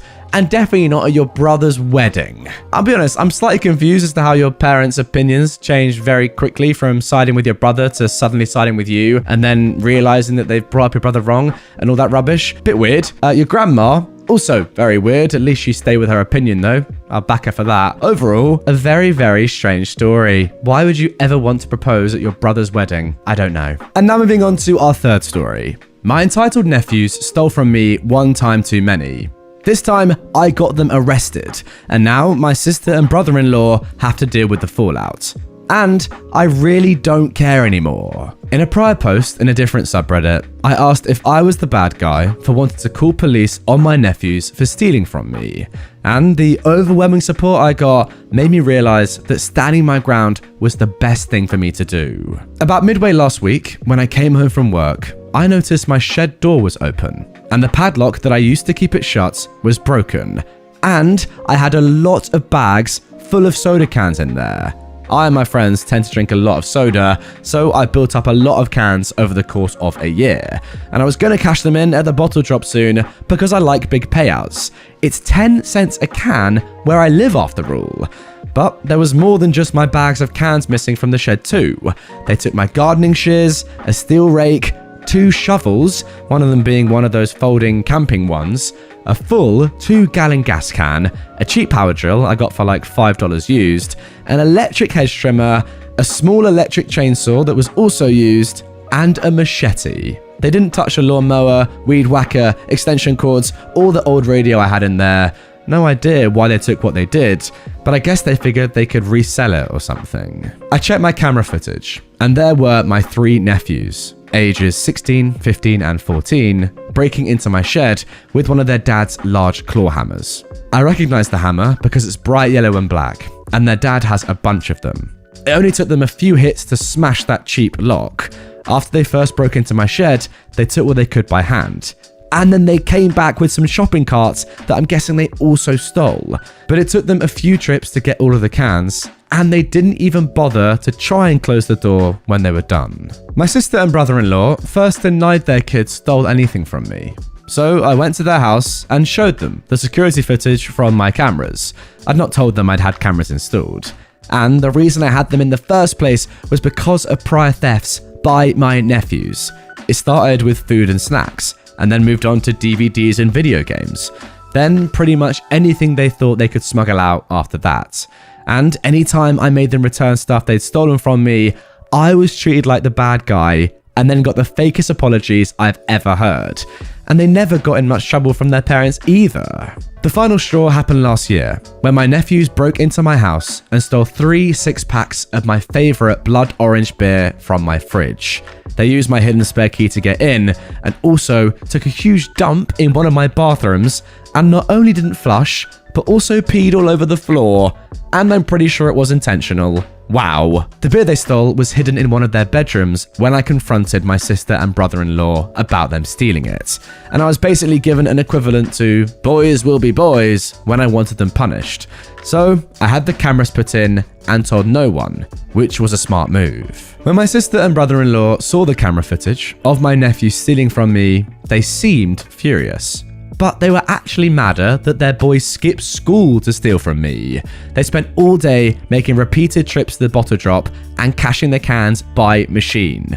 The bottle drop also pays by machine. So they just kept bringing the cans in till they cashed them all. And then they bought video games and junk food with the money. Said money actually amounted to nearly $200. With that and the destroyed padlock, I told my sister and brother-in-law that they now owed me $200. My sister and brother-in-law went from being angry at their kids to making excuses for them, and then being angry at me for wanting that money back when I know they have 3 kids and a mortgage. I said it was either that or I go to the police and press charges. They told me to get out, and I said they have 2 days to decide how to pay me back before I go to the cops. I got back everything else my nephew stole, machete and gas can included, though they'd already used the gas for something. But over the next couple of days, my sister and brother-in-law were blowing up my phone with a ton of messages, both verbal and text. At first, they were calling me heartless because it was right after the holidays and they have 3 kids and a mortgage. Then they started gaslighting me. Then even threatening me. And all of this would go in a repeating cycle. My nephews chimed in from another cell phone and was sending me lots of messages of their own, which were more fake apologies and gaslighting. My eldest nephew even sent me a picture of himself holding a soda can and giving me the middle finger. So I guess they weren't taking my threats of going to the police seriously, because family. When I last spoke with my sister and my brother-in-law, they refused to negotiate any sort of method of repayment for what my nephews did. Even when I suggested they just sell the video games that were purchased with the money from the cans. Then they had the audacity to say I'd actually tempted my nephews by having the cans in my shed to begin with. Oh yes, I'm the devil snake that tempted my nephews with a shed full of cans that just screamed money, money, money. So that was it. I went to the police station that morning and filed the reports. I gave them a copy of the video footage of my nephews stealing from my shed. I gave them the broken lock they smashed. I showed them all the texts, which were screenshotted and also given as evidence. Heck, I even gave them a copy of the photo my eldest nephew sent me of him flipping me off. I did tell police that I found it worrisome that my nephews had taken the machete, but they classified it as a tool, especially since they took a lot of other actual tools. So fair enough on that, I suppose. But my nephews were indeed arrested on Saturday. Police came to their house, and my sister and brother-in-law were forced to let them in because they had a warrant. Apparently, all 3 of my nephews went from being cocky little idiots to crying like babies when they were being put in cuffs. I know this because a neighbour I'm acquainted with that's sort of friends with my sister was there to see it. And shortly after the arrest, my sister and brother-in-law were blowing up my phone again. They weren't able to get their kids out of jail until Monday morning, and now the boys are being charged with larceny, willful destruction of property, vandalism, and harassment. The police took this whole case pretty seriously, as there have been complaints about my nephews for some time. But nothing was proven until now. The past few months, bags of cans have actually been going missing all over the area. I don't know if it was all my nephews or not, but they're likely suspects. And with word spreading of their arrest, let's hope other neighbours with security cameras come forward with more footage. My sister and brother-in-law showed up at my house too. I refused to open the door and told them that this all happened because they are enablers who refuse to hold their kids accountable for their actions. That made them just scream and pound on my door more till I threatened to call the police on them too. And since I've done it already, they know I mean it now. So they left without any more trouble. But they then went back to blowing up my phone. I didn't block my sister or my brother-in-law. Instead, I decided to just save all of the messages they send me because I've made the decision to take them to small claims court over this. I don't really need or want the money, and I've already replaced a destroyed padlock with a much better one, but the kids aren't the only ones who need to be taught a lesson. In the end, I hope I put them in enough of a hole that they learn not to screw with me ever again. I also have the full support of my family on this. My parents, aunts, uncles, cousins, etc. They are all supporting me in this because my nephews have stolen from them too. And after banning my nephews from my house, some of them did the same.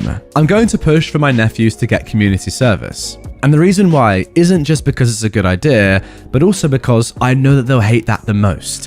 Whenever they're made to do any kind of work they don't want to, they just stand around griping and act like the whole world is against them. So hardly anything ever gets done. Well, perhaps a few hundred hours of unpaid work will teach them some manners. They've been spoiled far too much. Well, yeah, OP, I agree with every little thing you said there, especially the fact that they've been spoiled too much. Look, clearly they're not nice people in the first place, but you have to put some blame on their parents, which is exactly what you've done. It's tough because they're family, but I'm sorry, they're not good parents. And I like the fact that you're like, you know what, yeah, we've got the nephews arrested, but now we need some punishment on my sister and brother-in-law. I'm sorry, they're the ones that have raised them to be this bad. Look, it's all well and good giving these kids community service, and look, hopefully they're young enough that they're gonna understand and be educated and learn that stealing is not a good thing. And in fact, in most places around the world, it's quite illegal. However, for the parents, they're going to come back to them, aren't they? These kids, once they finish their time, they're going to come back to the house. If the parents haven't changed their ways of being a good parent and learning how to teach their kids not to steal and how to be good members of society, then what's the point? In reality, it's the parents that really need to learn. Although the kids need to as well, let's be honest. Entitled mother refuses to wear a mask, then lets her son poop in the middle of a grocery store.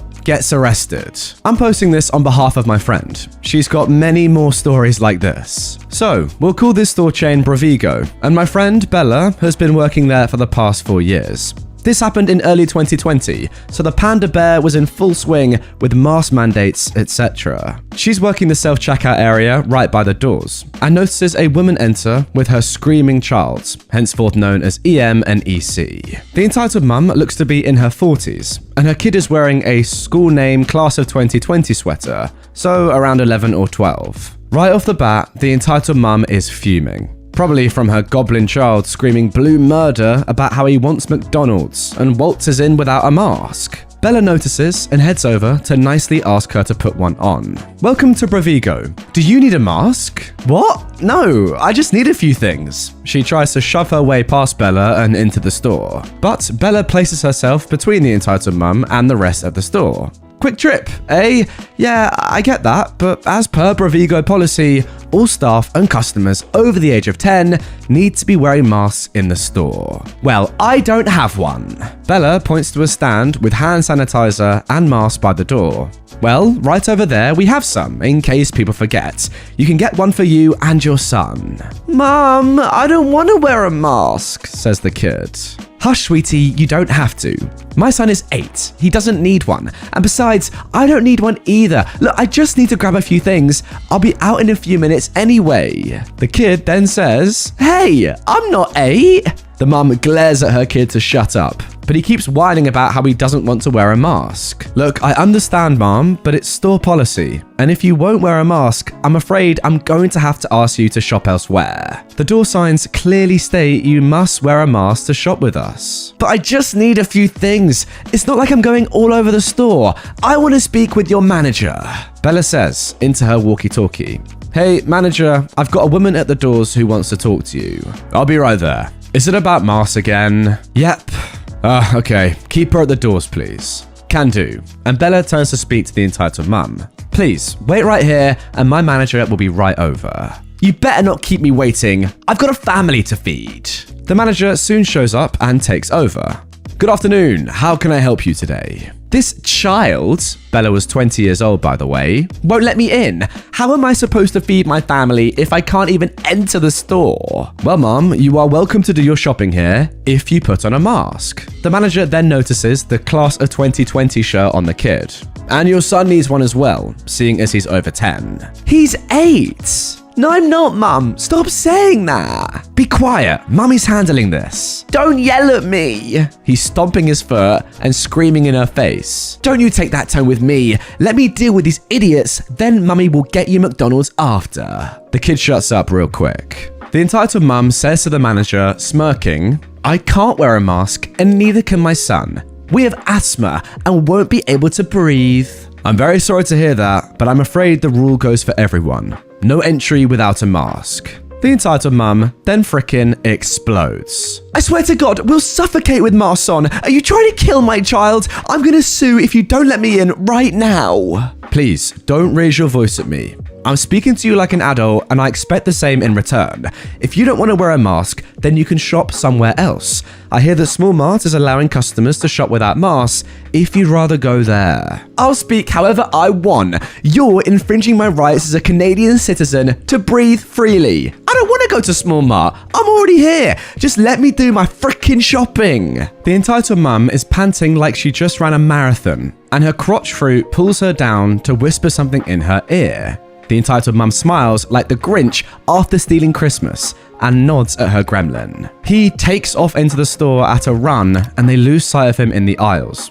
The manager sends Bella after the kid while he calls for Bravigo security. Bella is now searching up and down every single aisle in the store and finally finds the kid in the frozen food section, all the way at the other end. He's got his pants around his ankles and is squatting in the middle of the aisle, dropping a massive pile of poop on the floor. He sees Bella and grins at her. Bella gets on the walkie and calls the manager over, telling him what is going on. At this point, the entitled mum has reluctantly put on a mask and storms over with the manager just as her entitled kid drops the last nugget on his steaming pile. He pulls his pants back up and trots over to his mum. "There we go. We found him. Now I can shop in peace." "Absolutely not," says the manager. "You or your son need to clean that up immediately." "Heck no! Get her to do it," pointing at Bella. "It's her job."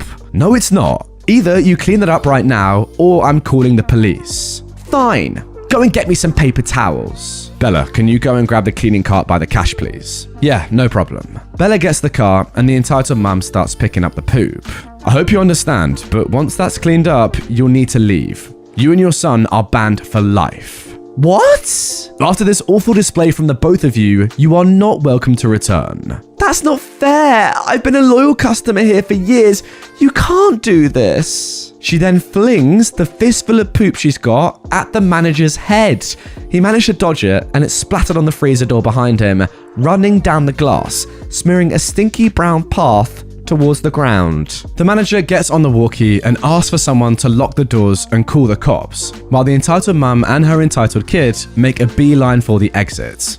Boy, was she fuming when she realized she was locked in. She's screaming at everyone. Her kid is complaining about the poop still stuck to his butt, and everyone else is staying the F away from the crazy lady with poo on her hands, screaming about lawsuits and how she'll have all the employees fired. I'm truly sad I wasn't there to see this poop show unfold in person. But Bella managed to show me the CCTV footage a few days later. I want to see that footage. The cops show up not too long after, in masks and gloves. The station was just down the street from the Bravigo, and the manager uses a side exit to go out and explain the situation. 3 cops enter and head over to where the entitled mum is still screaming like a banshee, sniveling Hellspawn in tow. "Mom, you're going to need to come with us." "Like heck I am! He's the one you should be arresting," pointing a poopy finger at the manager. "He made me clean up some random kid's poop." "Mom, you need to calm down and come outside with us, or we'll be forced to detain you. You can come peacefully or in handcuffs. It's your call." The entitled mum rushes the officers, probably to start hitting them or something. And a couple of cops grab her and pin her on the floor, while another cuffs her, reciting her rights. Her kid is scream crying now, telling the cops to leave his mum alone and trying to pull them off her. One cop turns around and grabs the kid in a bear hug, lifting him off the ground as he's kicking and screaming to be let go, and carries him out to the squad cars in front of the store. All while the entitled mum is screaming about child abuse and unlawful detainment and "You'd better get your hands off my child right now or I'll sue you all to high heaven." The entitled kid is packed into the back of one car, the entitled mum in another, and one cop comes back to finish up with the manager and Bella, taking their statements and getting a copy of the CCTV footage. The entitled mum was charged with disturbing the peace, aggravated assault for the poo flinging, resisting arrest, and trespassing. She never came back to that store and was banned from all Brovigo locations for life, along with her son.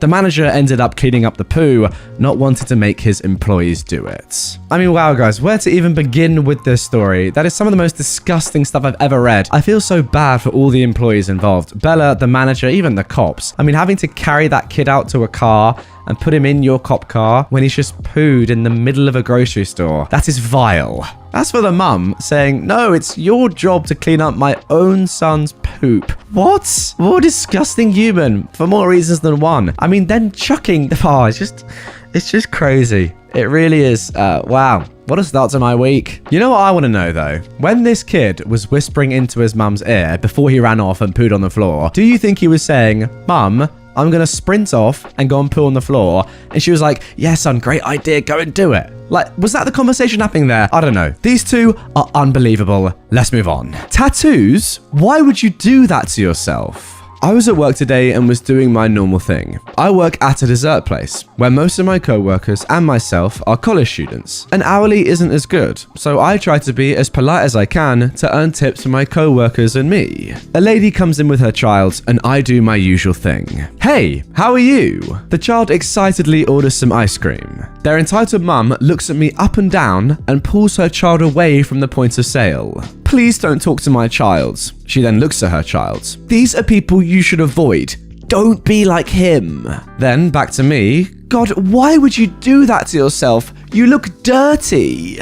I have a forearm sleeve on both arms, a Japanese dragon to remember my dad who passed 4 years ago when I was 14, and Japanese clouds on my other arm as a reminder for my mental health to be free and open-minded. I carefully explained to her that these tattoos are to tell a story and they don't make me a bad person. I said this also to mainly reassure the child I wasn't a bad person. "I didn't come for your life story, I came for ice cream. Now, can I order?" Then I don't understand why your input was needed in the first place. It's part of my culture. And if you can't respect something you don't understand, then I suggest you go somewhere else, because I won't serve you. The entitled mum then begins to throw racial slurs until a family behind her starts arguing with her and defending me. I wasn't exactly too sure what was being said, so I just got my manager to help sort the situation out. The kid actually started crying because his mum was being yelled at by a whole family. Then another customer got involved and said, "Holy heck, can you shut your kid up?" The manager and I both realized the kid doesn't need to go through all of that. From here, my manager kicks the lady out, and that was the end of it. The family that stayed behind did tip me $20, which was pretty nice. Moral of the story, there's much more to someone's story than can be told, rather than from just their physical appearance. Listen, you guys know that I have a tattoo, and if you didn't know that, then check out this video on screen, because pretty much, for a video, I got a tattoo. And there's nothing wrong with tattoos. That's all I'll say. Look, I'm not the biggest fan of them, I'll be honest, but they're not dirty, and especially in this situation, where they mean so much to OP, they're pretty cool and they're pretty memorable. Like, they're there for a reason. It's not just dirt. I don't really get that, point of view. Look, even me, and I'm not a massive fan of tattoos, can say that I understand the reason for getting them, especially in this situation. Like, come on, keep yourself to yourself. Even if you don't like them, don't say this sort of stuff. It's not your business. Just sit down and shut up. Entitled parents won't attend granddaughter's Zoom birthday. My daughter is turning 2 next week. So a few days ago, I sent out an invitation to her Zoom birthday celebration. Due to the pandemic and everyone living in different cities, it will be over video chat. This was the case for her first birthday as well, and it went great. We opened presents, ate cake, and sang happy birthday. It lasted an hour. I was so happy to have mine and my husband's family celebrating our daughter. A day after sending the invitation, my father responds, "Zoom won't work for us. I'd love to FaceTime with you though. Monday would be best. It will be on Google Video Chat, just like last year. Unfortunately, we can't do Monday. It has to be Sunday. Can't, but would be happy to FaceTime." At this point, I needed clarification, so I decided to ask an open question to see if they'd offer up the real issue. Why FaceTime? "Well, it's not about FaceTime or Zoom. It's that we don't know your husband's family that well, and it's a little awkward being in a video chat with them. We'd rather celebrate just us and you." Oh, I would love some community perspective on this. Yeah, this guy's just being weird. Sorry. Like, it's not about you and your relationship with someone else. It's about your granddaughter. And if you're too kind of stuck up to get past that fact, then ultimately you don't deserve to be on the Zoom call in the first place. It's just weird. Like, obviously, your daughter wants you there. Your granddaughter, of course, wants you there. It's her second birthday. It's just a bit weird not to go on the call because you don't know someone else that might be on the call. You don't even need to talk to them. It's about your granddaughter. It's not about you. Guys, comment down below on that one. Do you agree with me? It just seems a bit weird. Like, oh no, we actually are available, but on FaceTime, not on Zoom. What a weird lie. Mum wants me to go to school after I vomit all over the toilet. I woke up today to my stomach feeling like trash. So I went to the bathroom, sat on the toilet, and spent a whole hour on it. But my mum doesn't care. All she said is, "You're not sick, you need to go to school." I'm back on the toilet as I type this, because I am sick as anything. And she keeps telling me that I have to go. I keep trying to tell her that I'm sick and I can't go, but she thinks I'm talking back to her. I'm not trying to be rude to her, but she's being rude to me. How am I supposed to deal with this? Help! Now this one takes me back to the glory days of being a school student. I mean, come on.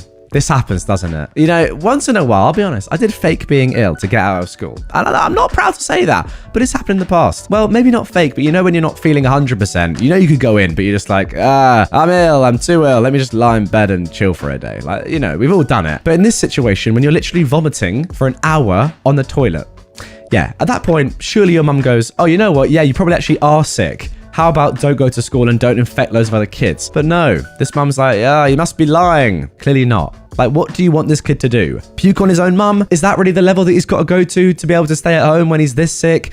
It's very strange. And there we go, guys. That is going to do it for this special episode of r/entitled parents. You guys seem to love the movies, and I thought, you know, we're 4 months into the new year now.